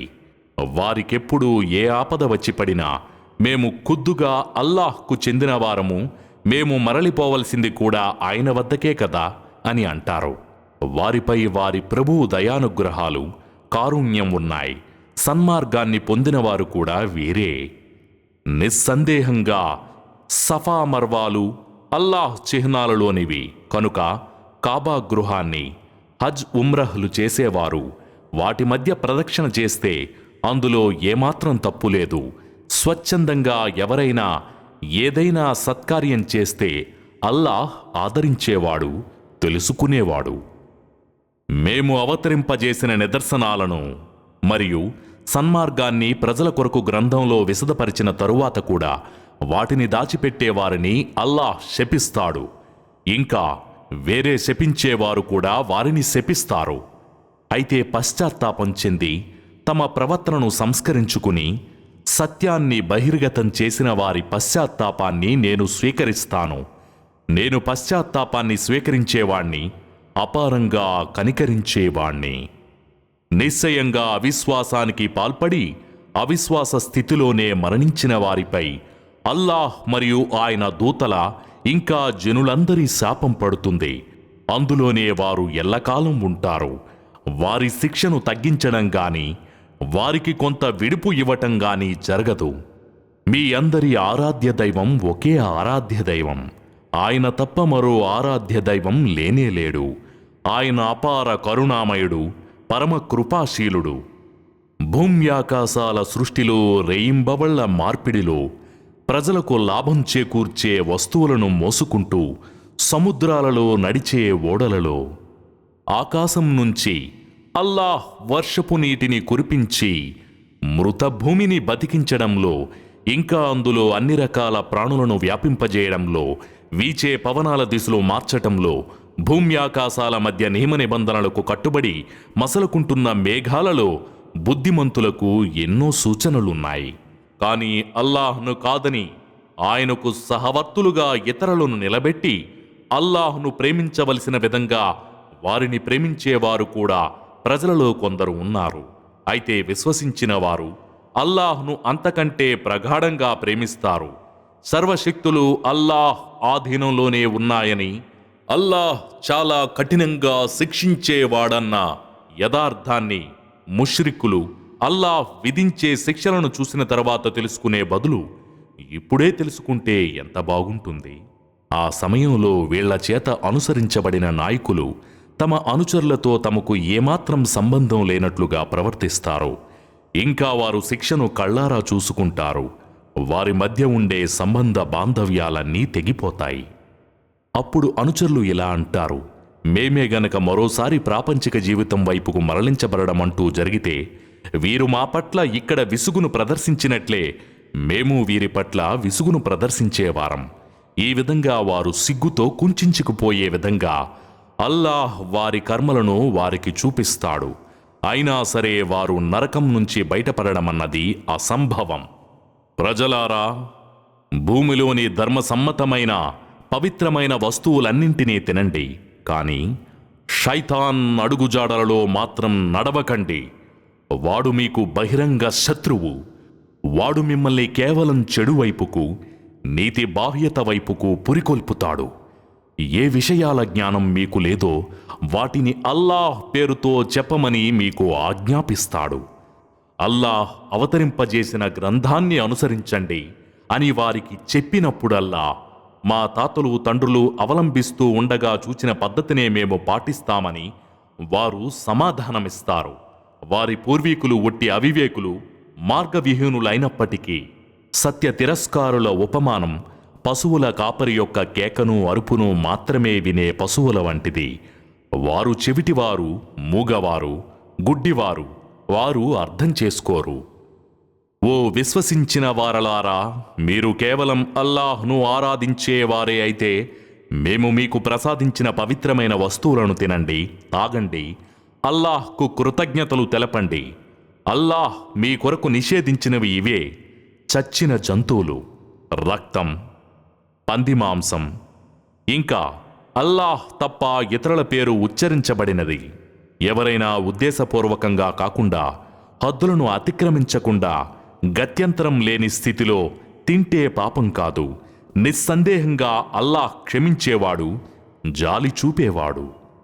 అల్లాహ్ తన గ్రంథంలో అవతరింపజేసిన విషయాలను దాచేవారు, వాటిని కొద్దిపాటి ధరకు అమ్ముకునేవారు వాస్తవానికి తమ పొట్టలను అగ్నితో నింపుకుంటున్నారు. ప్రళయ దినాన అల్లాహ్ వారితో అస్సలు మాట్లాడడు, వారిని పరిశుద్ధపరచడు. పైపెచ్చు వారికి బాధాకరమైన శిక్ష కలదు. అపమార్గాన్ని సన్మార్గానికి బదులుగా, శిక్షను క్షమాభిక్షకు బదులుగా కొనుక్కున్నవారు వీరే. వారు నరకాగ్నికి ఎలా భరిస్తారో. ఇలా ఎందుకు జరిగిందంటే, అల్లాహ్ సత్యంతో కూడుకున్న గ్రంథాన్ని అవతరింపజేయగా ఈ గ్రంథంతో విభేదించేవారు తమ పెడసరి ధోరణిలో బహుదూరం వెళ్ళిపోయారు. మీరు మీ ముఖాలను తూర్పు దిక్కుకో పడమర దిక్కుకో తిప్పటమే సదాచరణ కాదు. సదాచరణ అంటే వాస్తవానికి అల్లాహ్ను, అంతిమ దినాన్ని, దైవదూతలను, దైవ గ్రంథాన్ని, దైవ ప్రవక్తలను విశ్వసించడం. ధనప్రీతి ఉన్నప్పటికీ సమీప బంధువులకు, అనాథలకు, అగత్యపరులకు, బాటసారులకు, యాచించే వారికి ఇవ్వటం, బానిసలకు విముక్తి నొసగటం, నమాజు నెలకొల్పటం, జకాతును చెల్లిస్తూ ఉండటం, ఇచ్చిన మాటను నిలుపుకోవటం, లేమిలో, కష్టకాలంలో, యుద్ధ సమయాలలో సహన స్థైర్యాలను కనబరచడం, ఇవన్నీ కలిగి ఉన్నవారే వాస్తవానికి సత్యమూర్తులు, భయభక్తులు కలవారు కూడా వీరే. ఓ విశ్వాసులారా, హతుల విషయంలో ప్రతీకార న్యాయం మీ కొరకు విధిగా నిర్ణయించబడింది. స్వతంత్రునికి బదులుగా స్వతంత్రుణ్ణి, బానిసకు బదులుగా బానిసను, స్త్రీకి బదులుగా స్త్రీని హతమార్చాలి. ఒకవేళ హతుని సోదరుడు హంతకుణ్ణి కనికరించదలిస్తే అతను రక్తశుల్కాన్ని న్యాయసమ్మతంగా అడగాలి. హంతకుడు కూడా రక్తధనాన్ని ఉత్తమ రీతిలో అతనికి చెల్లించాలి. ఇది మీ ప్రభువు తరఫున ఇవ్వబడిన వెసులుబాటు, కారుణ్యం. ఆ తరువాత కూడా ఎవరైనా హద్దులు అతిక్రమిస్తే అతనికి వ్యధాభరితమైన శిక్ష ఉంటుంది. ఓ బుద్ధిమంతులారా, ఈ ప్రతీకార న్యాయంలోనే మీ జీవనం ఉంది. ఇలా ఉంటేనే మీరు ఆగి ఉంటారు. మీలో ఎవరికైనా మరణ ఘడియలు సమీపించి వారి వద్ద ఆస్తిపాస్తులున్నట్లయితే వారు తమ తల్లిదండ్రులు, సమీప బంధువుల పేర ఉత్తమ రీతిలో వీలునామా రాసిపోవడం విధిగా చేయబడింది. భయభక్తులు కలవారికి విద్యుక్త ధర్మం మరింతగా వర్తిస్తుంది. వీలునామా విన్న తరువాత కూడా ఏ వ్యక్తైనా దాన్ని మార్చివేస్తే ఆ పాపమంతా ఆ మార్చిన వానిపైనే పడుతుంది. వాస్తవానికి అల్లాహ్ వినేవాడు, తెలిసినవాడును. వీలునామా చేసేవాడు పొరబాటున పక్షపాత వైఖరిని అవలంబించాడనో లేక పాపంతో కూడుకున్న శాసనం చేశాడనో భయపడిన వారు సంబంధీకులందరినీ పిలిచి వారందరి మధ్య రాజీ కుదిరిస్తే అందులో దోషం లేదు. అల్లాహ్ క్షమించేవాడు, కనికరించేవాడు కూడా. ఓ విశ్వసించిన వారలారా, ఉపవాసాలుండడం మీపై విధిగా నిర్ణయించబడింది. మీ పూర్వీకులపై కూడా ఇదే విధంగా ఉపవాసం విధించబడింది. దీనివల్ల మీలో భయభక్తులు పెంపొందే అవకాశం ఉంది. అది లెక్కించదగిన కొన్ని రోజులు మాత్రమే. అయితే మీలో వ్యాధిగ్రస్తులుగానో ప్రయాణీకులుగానో ఉన్నవారు ఆ ఉపవాసాల లెక్క ఇతర దినాలలో పూర్తి చేసుకోవాలి. స్తోమత ఉన్నవారు పరిహారంగా ఒక నిరుపేదకు అన్నం పెట్టాలి. కానీ ఎవరైనా స్వచ్ఛందంగా ఇంకా ఎక్కువ పుణ్యం చేస్తే అది వారికే మేలు. మీరు గ్రహించగలిగితే ఉపవాసం ఉండటమే మీ కొరకు శ్రేయస్కరం. రంజాను నెల ఖురాన్ అవతరింపజేయబడిన నెల. అది మానవులందరికీ మార్గదర్శకం. అందులో సన్మార్గంతో పాటు సత్యాసత్యాలను వేరుపరిచే స్పష్టమైన నిదర్శనాలు ఉన్నాయి. కనుక మీలో ఎవరు ఈ నెలను చూస్తారో వారు ఉపవాసాలుండాలి. అయితే రోగగ్రస్తునిగానో ప్రయాణికునిగానో ఉన్నవారు ఇతర దినాలలో ఈ లెక్కను పూర్తి చేయాలి. అల్లాహ్ మీకు సౌలభ్యాన్ని సమకూర్చదలుస్తున్నాడే గాని మిమ్మల్ని కష్టపెట్టదలచటం లేదు. మీరు నిర్ణీత సంఖ్యను పూర్తి చేసుకోవాలన్నది తాను అనుగ్రహించిన సన్మార్గ భాగ్యానికి ప్రతిగా ఆయన గొప్పతనాన్ని కీర్తించి తగు రీతిలో మీరు ఆయనకు కృతజ్ఞతలు తెలుపుకోవాలన్నది అల్లాహ్ అభిలాష. నా దాసులు నా గురించి నిన్ను అడిగితే నేను అత్యంత సమీపంలోనే ఉన్నానని, పిలిచేవాడు నన్ను ఎప్పుడు పిలిచినా నేను అతని పిలుపును ఆలకించి ఆమోదిస్తానని, కాబట్టి వారు కూడా నా ఆదేశాన్ని శిరసా వహించాలి, నన్ను విశ్వసించాలి. ఈ విషయం నీవు వారికి తెలియజేయి, తద్వారానే వారు సన్మార్గ భాగ్యం పొందగలుగుతారు. ఉపవాస కాలంలోని రాత్రులలో మీరు మీ భార్యలను కలుసుకోవడం మీ కొరకు ధర్మసమ్మతం చేయబడింది. వారు మీకు దుస్తులు, మీరు వారికి దుస్తులు. మీరు రహస్యంగా ఆత్మద్రోహానికి పాల్పడుతున్నారనే సంగతి అల్లాహ్కు తెలుసు. అయినప్పటికీ ఆయన క్షమాగుణంతో మీ వైపుకు మరలి మీ తప్పును మన్నించాడు.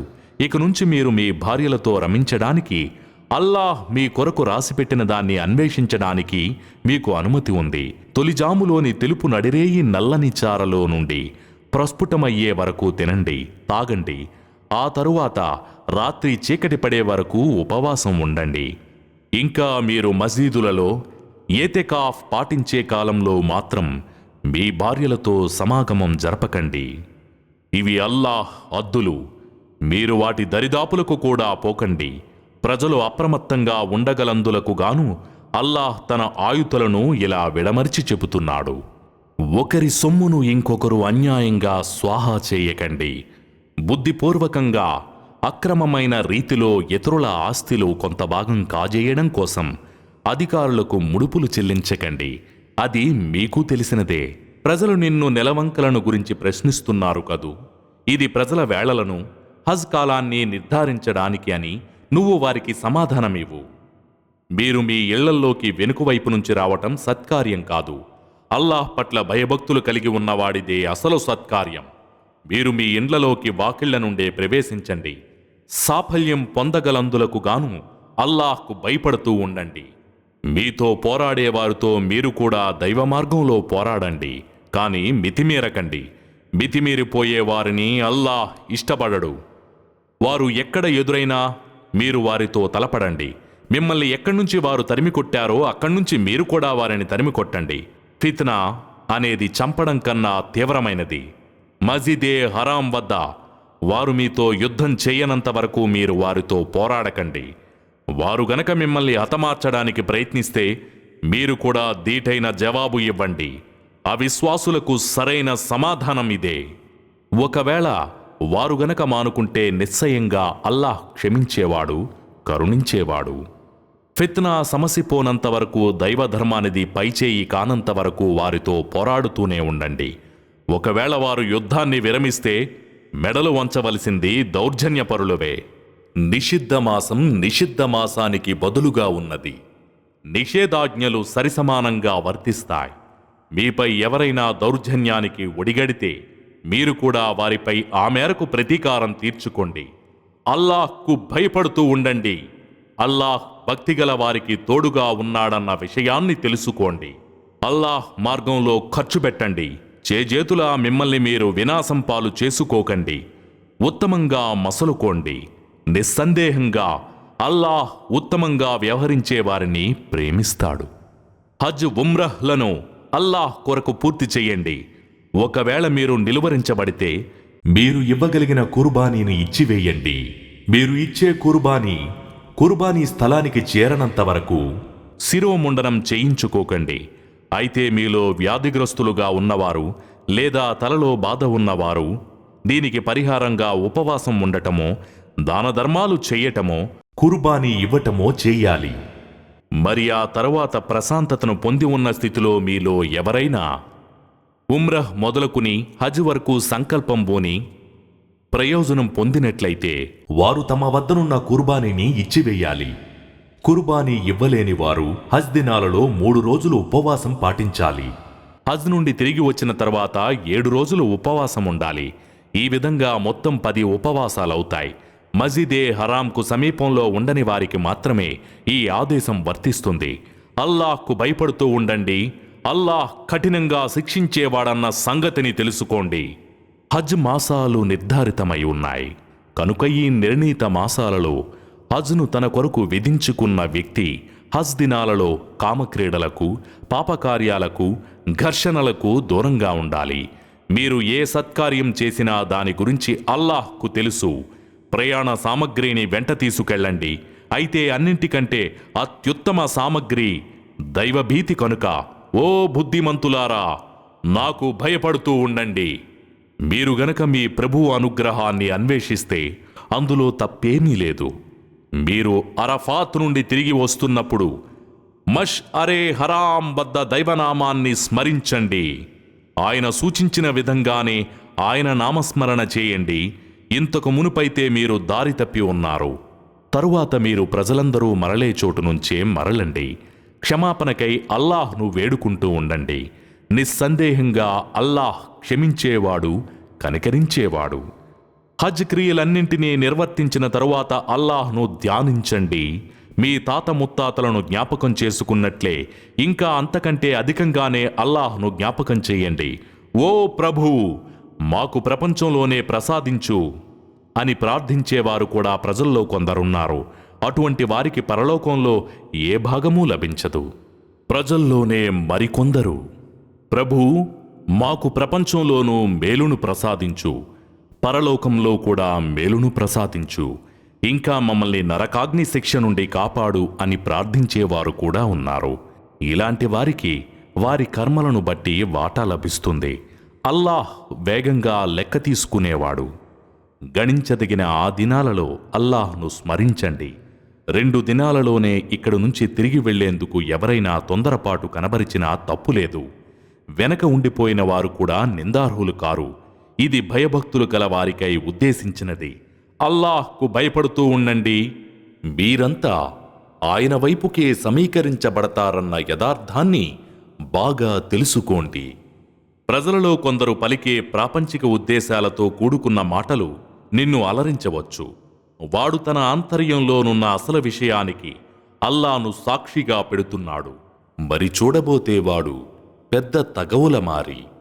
వాడు తిరిగి వెళ్లిన తరువాత ధరణిలో కల్లోలాన్ని రేకెత్తించడంలో, పంటలను నాశనం చేయడంలో, సంతతిని పాడు చేయడంలో నిమగ్నుడైపోతాడు. కాగా అల్లాహ్ ఇలాంటి చెడుగును సుతరామూ ఇష్టపడడు. అల్లాహ్కు భయపడు అని వాడితో అన్నప్పుడు వాడి గర్వం, దురాభిమానం వాణ్ణి పాపం వైపుకే పురుగొల్పుతుంది. ఇలాంటి వారికి నరకమే గతి. అది అతి చెడ్డ నివాస స్థలం. ప్రజల్లోని మరికొంతమంది ఎలాంటి వారంటే, దైవ ప్రసన్నతను చూరగునే ప్రయత్నంలో వారు తమ ప్రాణాలను సైతం పణంగా పెడుతున్నారు. అటువంటి తన దాసుల పట్ల అల్లాహ్ అమితమైన వాత్సల్యం కలిగి ఉంటాడు. ఓ విశ్వాసులారా, ఇస్లాంలో పూర్తిగా ప్రవేశించండి. శైతాన్ అడుగుజాడలలో నడవకండి. వాడు మీకు బద్ధ విరోధి. మీ వద్దకు స్పష్టమైన నిదర్శనాలు వచ్చిన తరువాత కూడా మీరు ఒకవేళ తప్పటడుగు వేస్తే అల్లాహ్ సర్వశక్తిమంతుడు, వివేక సంపన్నుడన్న సంగతిని బాగా గుర్తు చేసుకోండి. ఏమిటి? అల్లాహ్ మరియు దూతలు స్వయంగా మేఘాల నీడలలో వచ్చి తమ కార్యాన్ని పరిపూర్తి గావిస్తారని వారు ఎదురు చూస్తున్నారా? కార్యాలన్నీ అల్లాహ్ వైపుకే మరలించబడతాయి. మేము ఇస్రాయేల్ వంశస్థులకు ఇన్ని స్పష్టమైన నిదర్శనాలను ప్రసాదించామో వారినే అడగండి. దైవ ప్రసాదితాలు తమ వద్దకు చేరిన తరువాత వాటిని తారుమారు చేసేవారు అల్లాహ్ కఠినమైన శిక్షలు విధించగలవాడన్న విషయాన్ని విస్మరించరాదు. అవిశ్వాసుల కొరకు ప్రాపంచిక జీవితం ఎంతో సుందరంగా, ఆకర్షణీయంగా మలచబడింది. వారు విశ్వసించిన వారిని అవహేళన చేస్తున్నారు. వాస్తవానికి అల్లాహ్ పట్ల భయభక్తులు కలవారు ప్రళయ దినాన వారికన్నా ఎంతో ఉన్నత స్థితిలో ఉంటారు. అల్లాహ్ తాను తలచిన వారికి లెక్కలేనంతగా ఉపాధిని అనుగ్రహిస్తాడు.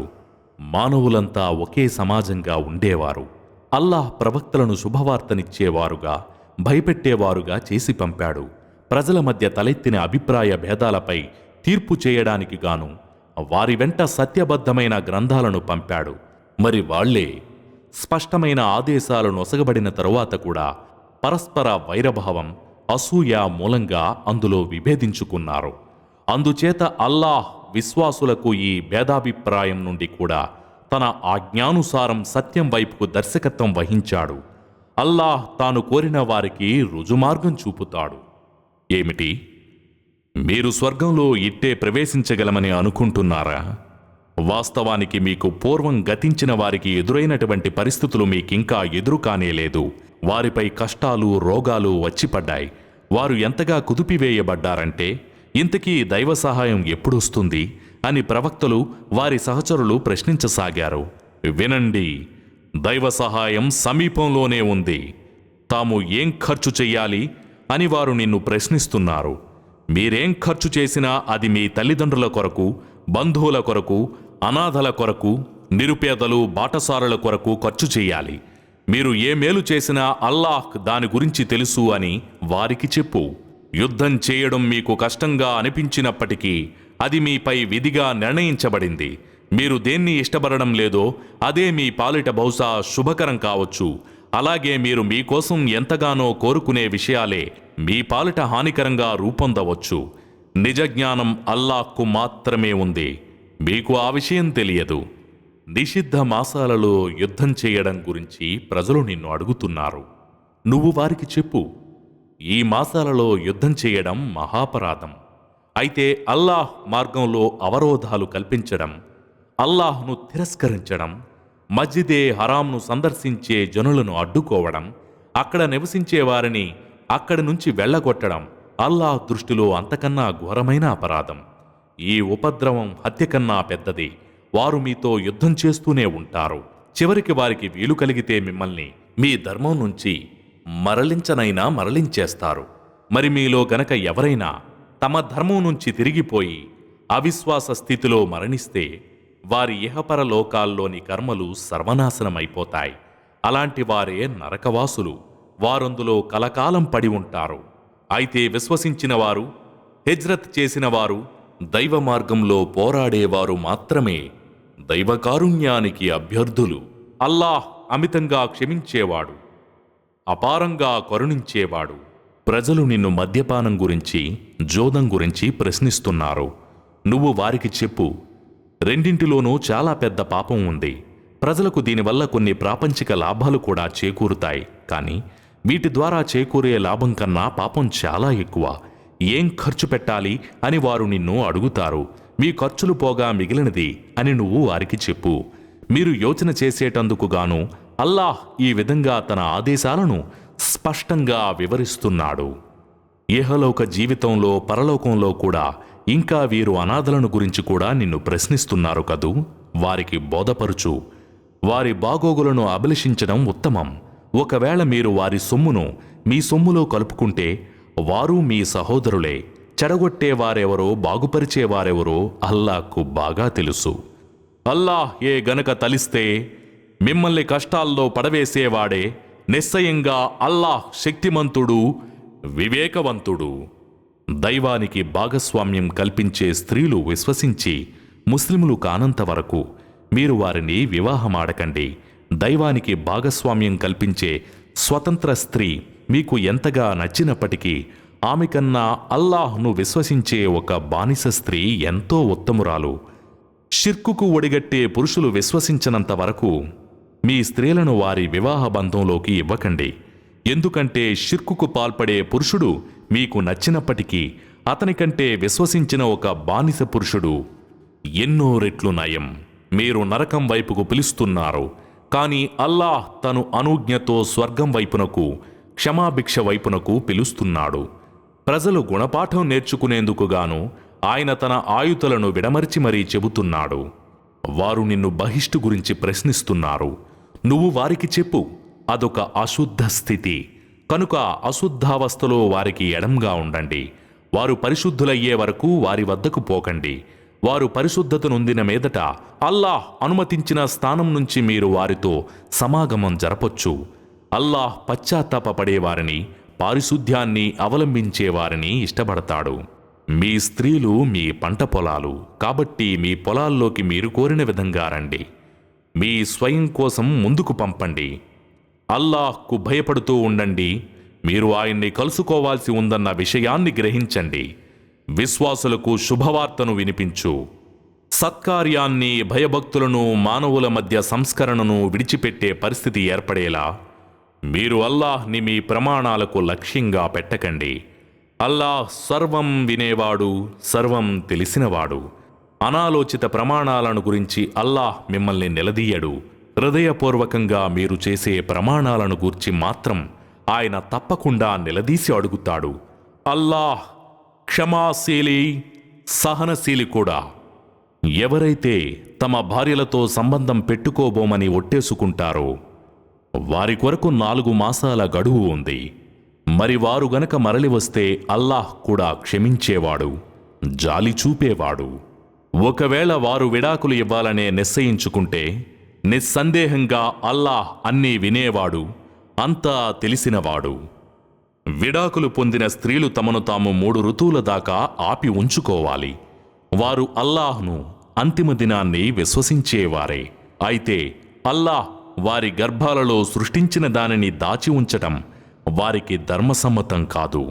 ఒకవేళ ఈ గడువు లోపల వారిని తిరిగి రప్పించుకోవాలన్న సదుద్దేశం భర్తలకు ఉంటే ధర్మం ప్రకారం అలా రప్పించుకునే హక్కు వారికుంది. భర్తలకు స్త్రీలపై హక్కులున్నట్లే స్త్రీలకు కూడా వారిపై హక్కులున్నాయి, కానీ ఉత్తమ రీతిలో. కాకపోతే పురుషులకు స్త్రీలపై ఒకంత ప్రాధాన్యత ఉంది. అల్లాహ్ సర్వాధికుడు, వివేచనాపరుడు. ఈ విడాకులు 2 సార్లే. ఆ తరువాత సక్రమంగా ఆపుకోవాలి, లేదంటే ఉత్తమ రీతిలో వదిలిపెట్టాలి. మీరు వారికి ఇంతకు ముందు ఇచ్చి ఉన్న వాటిలో నుంచి దేన్నైనా తిరిగి తీసుకోవడం ధర్మసమ్మతం కాదు.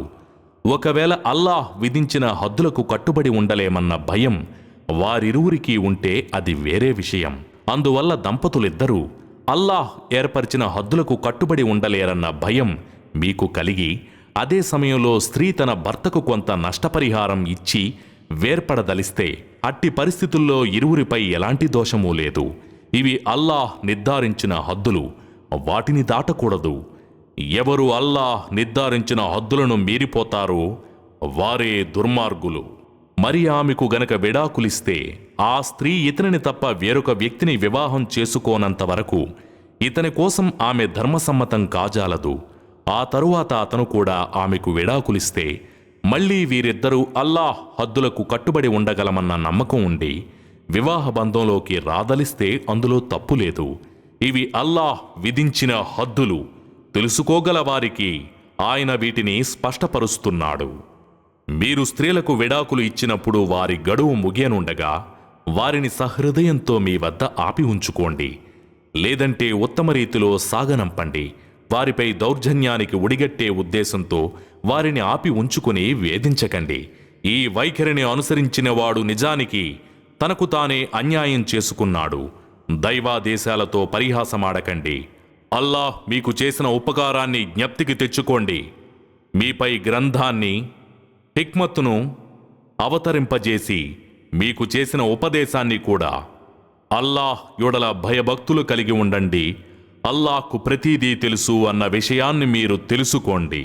మీరు స్త్రీలకు విడాకులు ఇచ్చిన తరువాత వారు తమ గడువును ముగించి తమ భర్తలను ధర్మబద్ధంగా పరస్పరం ఇష్టపడి వివాహమాడదలిస్తే మీరు వారికి అడ్డు తగలకండి. మీలో ఎవరైతే అల్లాహ్ను అంతిమ దినాన్ని విశ్వసిస్తున్నారో వారికి ఈ ఉపదేశం చేయబడుతోంది. ఇందులోనే మీ పరిశుద్ధత, పరిశుభ్రత ఇమిడి ఉన్నాయి.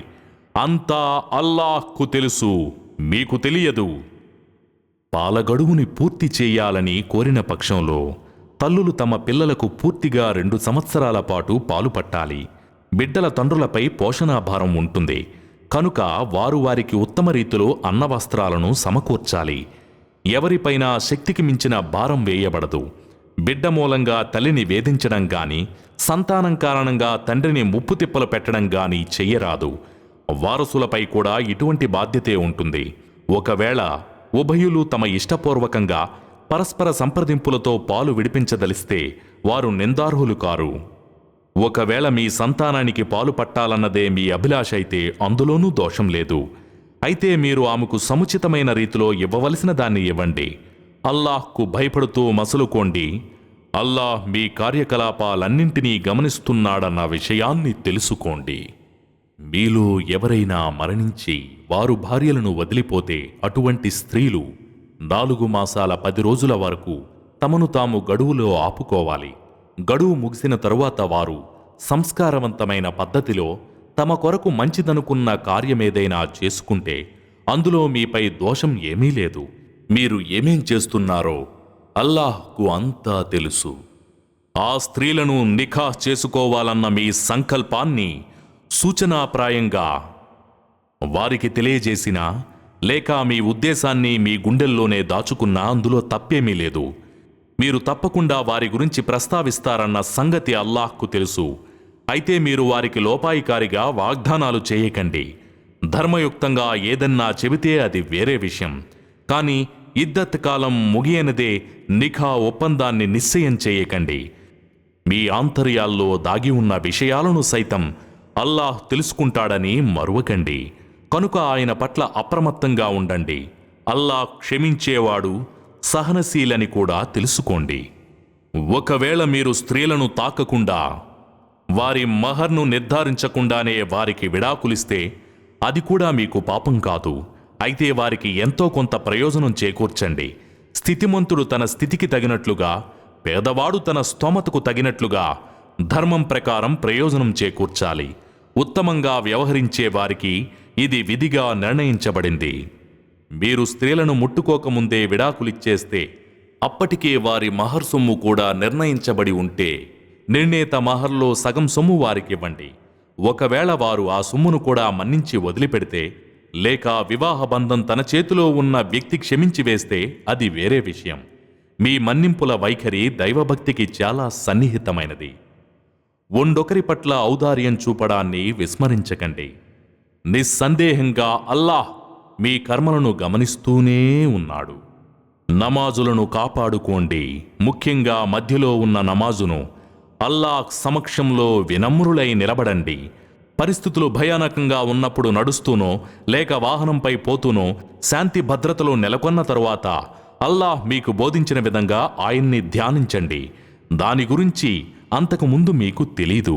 మీలో ఎవరైనా చనిపోయి వారు తమ భార్యలను వదిలిపోతే వారు 1 ఏడాది కాలం పాటు ప్రయోజనం పొందేలా, వారిని ఎవరూ ఇండ్ల నుంచి గెంటివేయకుండా ఉండేలా వీలునామా రాయాలి.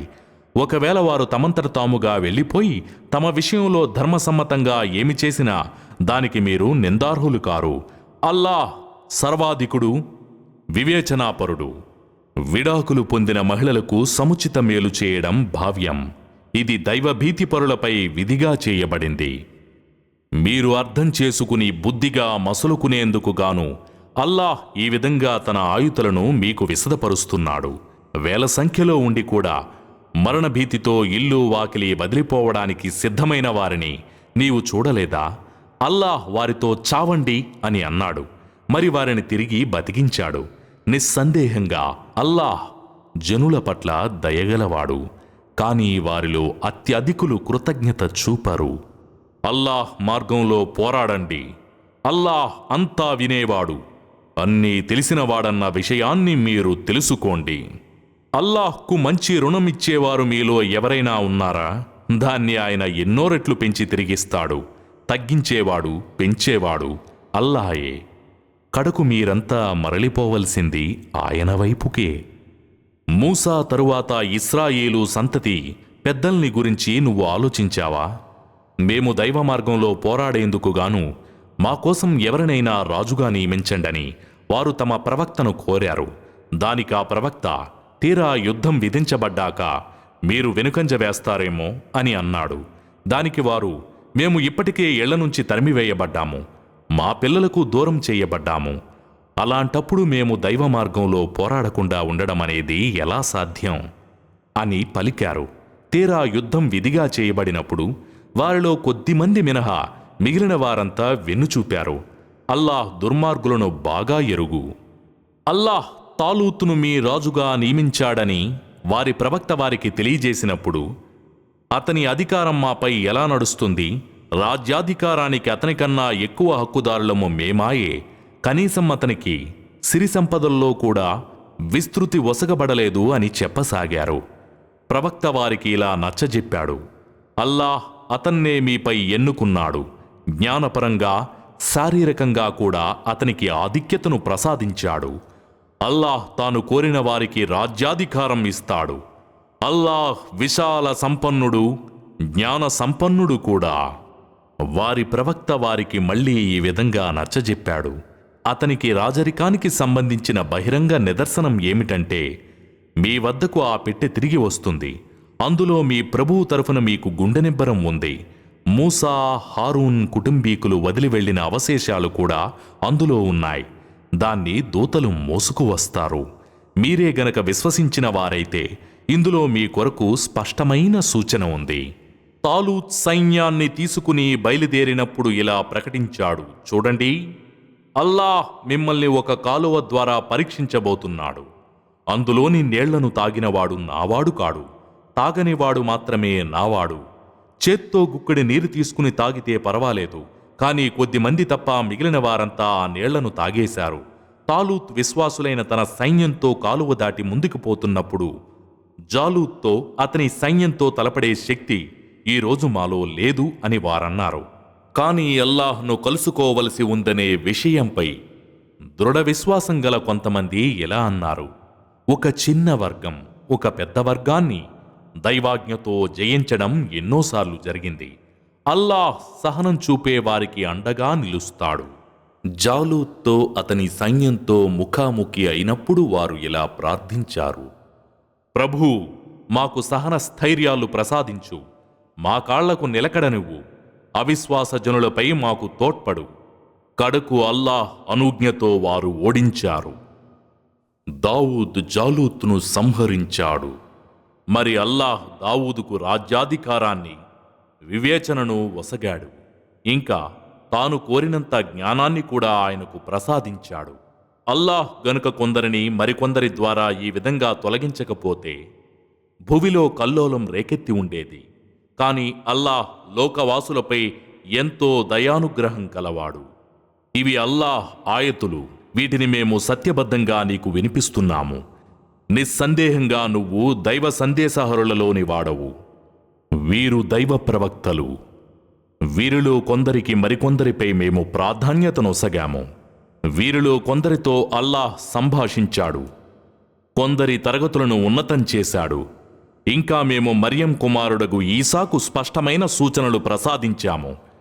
పరిశుద్ధాత్మ ద్వారా అతనికి తోడ్పాటునందించాము. ఒకవేళ అల్లాహే గనక తలిస్తే వీరి తర్వాత స్పష్టమైన నిదర్శనాలు చూసిన ప్రజలు పరస్పరం తగవులాడుకునేవారు కాదు. కానీ వారు విభేదాల్లో పడిపోయారు. వారిలో కొందరు విశ్వసించగా మరికొందరు అవిశ్వాసులుగా ఉండిపోయారు. అల్లాహ్ గనక కోరితే వీరు పరస్పరం కలహించుకునేవారు కారు. కాని అల్లాహ్ మాత్రం తాను తలచిందే చేస్తాడు. ఓ విశ్వాసులారా, వ్యాపార లావాదేవీలు గాని, స్నేహబంధాలు గాని, సిఫార్సులు గాని ఉండని ఆ రోజు రాకముందే మేము మీకు ప్రసాదించిన దానిలో నుంచి ఖర్చు చేయండి. వాస్తవానికి తిరస్కారులే దుర్మార్గులు. అల్లాహ్ మాత్రమే నిజానికి ఆరాధ్య దైవం. ఆయన తప్ప మరో ఆరాధ్యుడు లేనే లేడు. ఆయన సజీవుడు, అన్నింటికీ మూలాధారం. ఆయనకు కునుకుగాని నిద్రగాని పట్టదు. భూమ్యాకాశాలలో ఉన్న సమస్తము ఆయన ఆధీనంలో ఉంది. ఆయన అనుమతి లేకుండా ఆయన సమక్షంలో సిఫార్సు చేయగలవాడెవడు? వారికి ముందు ఉన్నదానిని, వెనక ఉన్నదానిని కూడా ఆయన ఎరుగు. ఆయన కోరినది తప్ప ఆయనకున్న జ్ఞానంలోని ఏ విషయము వారి గ్రాహ్య పరిధిలోకి రాదు. ఆయన కుర్చీ వైశాల్యం భూమ్యాకాశాలను చుట్టిముట్టి ఉంది. వాటిని రక్షించడానికి ఆయన ఎన్నడూ అలసిపోడు. ఆయన సర్వోన్నతుడు, గొప్పవాడు. ధర్మం విషయంలో బలవంతమేమీ లేదు. సన్మార్గం అపమార్గం నుంచి ప్రస్ఫుటమయ్యింది. కనుక ఎవరైతే అల్లాహ్ తప్ప వేరితర ఆరాధ్యులను తిరస్కరించి అల్లాహ్ను మాత్రమే విశ్వసిస్తారో వారు దృఢమైన కడియాన్ని పట్టుకున్నారు. అది ఎన్నటికీ తెగదు. అల్లాహ్ సర్వం వినేవాడు, సర్వం తెలిసినవాడు. విశ్వసించిన వారి సంరక్షకునిగా స్వయంగా అల్లాహ్ ఉంటాడు. ఆయన వారిని చీకట్ల నుంచి వెలుగువైపుకు తీసుకుపోతాడు. కాగా అవిశ్వాసుల నేస్తాలు శైతానులే. వాళ్ళు వారిని వెలుగు నుంచి చీకట్ల వైపుకు లాక్కుపోతారు. వారు నరకవాసులు, కలకాలం అందులోనే పడి ఉంటారు. అల్లాహ్ తనకు రాజ్యాధికారం ఇచ్చాడని ఇబ్రాహీంతో అతని ప్రభువు విషయంపై గొడవ పడిన వానిని నీవు చూడలేదా? జీవన్మరణాలను ఇచ్చేవాడు నా ప్రభువు అని ఇబ్రాహీం అన్నప్పుడు నేను బతికిస్తాను, చంపుతాను అని అతను అన్నాడు. అప్పుడు ఇబ్రాహీం, సరే, అల్లాహ్ సూర్యుణ్ణి తూర్పు వైపు నుంచి ఉదయింపజేస్తున్నాడు కదా, మరి నువ్వు దాన్ని కాస్త పడమటి వైపు నుంచి ఉదయింపజెయ్యి అని కోరినప్పుడు ఆ దైవ తిరస్కారి బిత్తరపోయాడు. యథార్థమేమిటంటే అల్లాహ్ దుర్మార్గులకు సన్మార్గం చూపడు. లేదా ఇండ్ల కప్పులు కూలి తలక్రిందులుగా పడి ఉన్న పట్టణం మీదుగా పోయినవాడు, దీని చావు తరువాత అల్లాహ్ తిరిగి దీనికి ఎలా ప్రాణం పోస్తాడు అని ఆ వ్యక్తి ఆశ్చర్యపోయినప్పుడు అల్లాహ్ అతన్ని చంపి 100 ఏళ్ల వరకు మరణస్థితిలో ఉంచాడు. తరువాత అతన్ని లేపి, ఈ స్థితిలో నువ్వు ఎంతకాలం ఉన్నావు అని అడిగాడు. మహా అయితే 1 రోజు లేక 1 రోజులో కొంత భాగం అని అతను బదులిచ్చాడు. లేదు, నువ్వు 100 ఏళ్లు ఈ స్థితిలో పడి ఉన్నావు. కాస్త నీ అన్నపానీయాల వైపు చూడు, అవి ఏమాత్రం చెడిపోలేదు. మరి నీ గాడిదను కూడా చూసుకో. మేము నిన్ను ప్రజల కోసం ఒక నిదర్శనంగా చేయదలచాము. మేము ఎముకలను ఏ విధంగా లేపి వాటిపై మాంసం నింపుతామో చూడు. ఇదంతా ప్రస్ఫుటమైపోయాక అల్లాహ్ ప్రతిదీ చేయగల సమర్థుడని నాకు తెలుసు అని అన్నాడతను. ఓ ప్రభూ, నీవు మృతులను ఎలా బతికిస్తావో కాస్త నాకు చూపవా అని ఇబ్రాహీం విన్నవించుకున్నప్పుడు నీకు నమ్మకం లేదా అని దేవుని తరఫున సెలవీయబడింది. ఎందుకు లేదు? ఆత్మతృప్తికై ఇలా అడిగాను అని అతను అన్నాడు. అప్పుడు అల్లాహ్, 4 పక్షులను తీసుకో, వాటిని మచ్చిక చేసుకో. తరువాత ఒక్కో పర్వతంపై దాని ఒక్కో ముక్కను ఉంచు. ఆపై వాటిని పిలువు, అవి నీ వద్దకు పరిగెత్తుకుంటూ వస్తాయి. అల్లాహ్ సర్వశక్తిమంతుడు, వివేకవంతుడన్న సంగతిని బాగా తెలుసుకో అని అన్నాడు. అల్లాహ్ మార్గంలో తమ ధనాన్ని ఖర్చు చేసే వారి ఉపమానం ఇలా ఉంటుంది. ఒక విత్తనాన్ని నాటగా అది మొలకెత్తి అందులో నుంచి 7 వెన్నులు పుట్టుకు వస్తాయి. ప్రతి వెన్నులోనూ 100 గింజలుంటాయి. ఇదే విధంగా అల్లాహ్ తాను కోరిన వారికి సమృద్ధి వసుగుతాడు. అల్లాహ్ పుష్కలంగా ప్రసాదించేవాడు, ప్రతిదీ తెలిసినవాడు. ఎవరైతే దైవ మార్గంలో తమ ధనాన్ని ఖర్చు చేసిన తర్వాత తమ దాతృత్వాన్ని మాటిమాటికి చాటుతూ ఉండకుండా, నొప్పించకుండా జాగ్రత్త పడతారో వారి ప్రతిఫలం వారి ప్రభువు వద్ద ఉంటుంది. వారికెలాంటి భీతిగాని దుఃఖంగాని ఉండదు. దానం చేసిన తరువాత మనసు నొప్పించటం కంటే మంచి మాట పలకటం, క్షమించడం ఎంతో మేలు. అల్లాహ్ అక్కరలేనివాడు, సహనశీలుడు. ఓ విశ్వాసులారా, తన ధనాన్ని పరుల మెప్పు కోసం ఖర్చు చేస్తూ అల్లాహ్ను గాని అంతిమ దినాన్ని గాని విశ్వసించని వ్యక్తి మాదిరిగా మీరు మీ ఉపకారాన్ని చాటుకుని మనస్సులను నొప్పించి మీ దాన ధర్మాలను వృధా చేసుకోకండి. అతని ఉపమానం కొద్దిగా మట్టి పేరుకుని ఉన్న నున్నని రాతిబండ వంటిది. దానిపై భారీ వర్షం కురిసి ఆ మట్టి కాస్త కొట్టుకుపోయి కటిక రాయి మాత్రమే మిగులుతుంది. ఈ ప్రదర్శనాకారులకు తాము చేసుకున్న దానిలో నుంచి ఏమీ ప్రాప్తించదు. అల్లాహ్ సత్య తిరస్కారులకు సన్మార్గం చూపడు. ఇక దైవ ప్రసన్నతను చూరగునే తపనతో, దృఢ నమ్మకంతో తమ సంపదను ఖర్చు పెట్టేవారి ఉపమానం మెరక ప్రాంతంలో ఉన్న తోట వంటిది. భారీ వర్షం కురిస్తే అది రెట్టింపు పంటనిస్తుంది. ఒకవేళ దానిపై పెద్ద వర్షం కురవకుండా కేవలం వానజల్లు కురిసినా సరిపోతుంది. అల్లాహ్ మీ పనులన్నింటినీ చూస్తూనే ఉన్నాడు. మీలో ఎవరికైనా ఖర్జూరం, ద్రాక్ష పండ్ల తోట ఉండి అందులో పిల్ల కాలువలు ప్రవహిస్తూ అందులో అతనికి అన్ని రకాల ఫలాలు కూడా లభిస్తూ ఉండి అతను ముసలివాడైపోగా, మరోవైపు అతని పిల్లలు బలహీనులుగా ఉండగా అకస్మాత్తుగా ఆ తోటపై నిప్పులు చెరిగే వడగాలి వచ్చి ఆ తోట కాలిపోవడాన్ని మీలో ఎవరైనా సరే ఇష్టపడతారా? మీరు ఆలోచించేటందుకుగాను అల్లాహ్ ఈ విధంగా తన ఆయుతులను మీకు స్పష్టపరుస్తున్నాడు. ఓ విశ్వసించిన వారలారా, ధర్మసమ్మతమైన మీ సంపాదనలో నుంచి మేము మీకోసం నేల నుంచి ఉత్పత్తి చేసిన వస్తువులలో నుంచి ఖర్చు చెయ్యండి. వాటిలోని చెడు వస్తువులను ఖర్చు పెట్టే సంకల్పం చేసుకోకండి. మీరు స్వయంగా వాటిని తీసుకోరు. ఒకవేళ కళ్ళు మూసుకుని ఉంటే అది వేరే విషయం. అల్లాహ్ అక్కరలేనివాడు, సర్వస్తోత్రములకు అర్హుడని తెలుసుకోండి. శైతాన్ మీకు దారిద్ర్యం గురించి భయపెడతాడు, నీతిమాలిన పనులకై పురికొల్పుతాడు. కాగా అల్లాహ్ మిమ్మల్ని క్షమిస్తానని, అనుగ్రహిస్తానని వాగ్దానం చేస్తున్నాడు. అల్లాహ్ గొప్ప ఉదార స్వభావుడు, అన్నీ తెలిసినవాడు. ఆయన తాను కోరిన వారికి విజ్ఞతా వివేచనలను ప్రసాదిస్తాడు. ఎవరికి విజ్ఞతా వివేచనలు ఒసగబడ్డాయో అతనికి ఎన్నో మేళ్లు ఒసగబడినట్లే. హితబోధను బుద్ధిమంతులు తప్ప మరొకరు గ్రహించరు. మీరు ఎంత ఖర్చు చేసినా, ఏ మొక్కుబడి చేసుకున్నా అల్లాహ్కు దాని గురించి పూర్తిగా తెలుసు. దుర్మార్గులకు సహాయం చేసే వారెవ్వరూ లేరు. ఒకవేళ మీరు బహిరంగంగా దానధర్మాలు చేసినా మంచిదే గాని గోప్యంగా నిరుపేదలకు ఇస్తే అది మీ కొరకు ఉత్తమం. అల్లాహ్ మీ పాపాలను తుడిచిపెడతాడు. అల్లాహ్కు మీరు చేసేదంతా తెలుసు.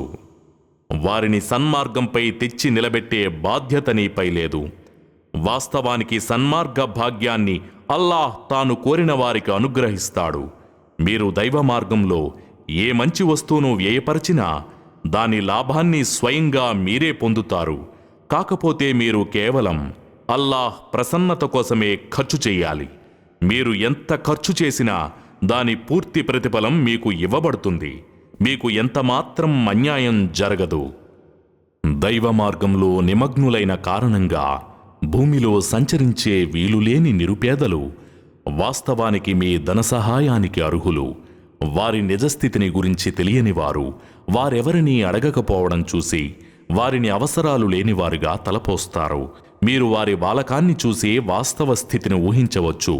తమకు సహాయం చెయ్యమంటూ వారు ప్రజల వెంట పడరు. మీరు ఎంత సొమ్ము వెచ్చించినా నిశ్చయంగా దాని గురించి అల్లాహ్కు తెలుసు. ఎవరైతే తమ సిరి సంపదలను రేయింబవళ్లు రహస్యంగానూ బహిరంగంగానూ ఖర్చు చేస్తారో వారి కొరకు వారి ప్రభువు వద్ద పుణ్యఫలం ఉంది. వారికెలాంటి భయంగానీ దుఃఖంగానీ ఉండదు. వడ్డీ సొమ్ము తినేవారు శైతాను పట్టటం వల్ల ఉన్మాది అయినవానిలాగానే నిలబడతారు. వారికి దుర్గతి పట్టడానికి కారణం వ్యాపారం కూడా వడ్డీలాంటిదే కదా అని వారు అనటమే. వాస్తవానికి అల్లాహ్ వ్యాపారాన్ని ధర్మసమ్మతం చేసి వడ్డీని నిషేధించాడు. కనుక ఎవరు తన ప్రభువు వద్ద నుంచి వచ్చిన హితబోధన విని వడ్డీని మానుకున్నాడో అతడు గతంలో పుచ్చుకున్నదేదో పుచ్చుకున్నాడు. అతని వ్యవహారం దైవాధీనం. ఇక మీదట కూడా దీనికి పాల్పడిన వారే నరకవాసులు.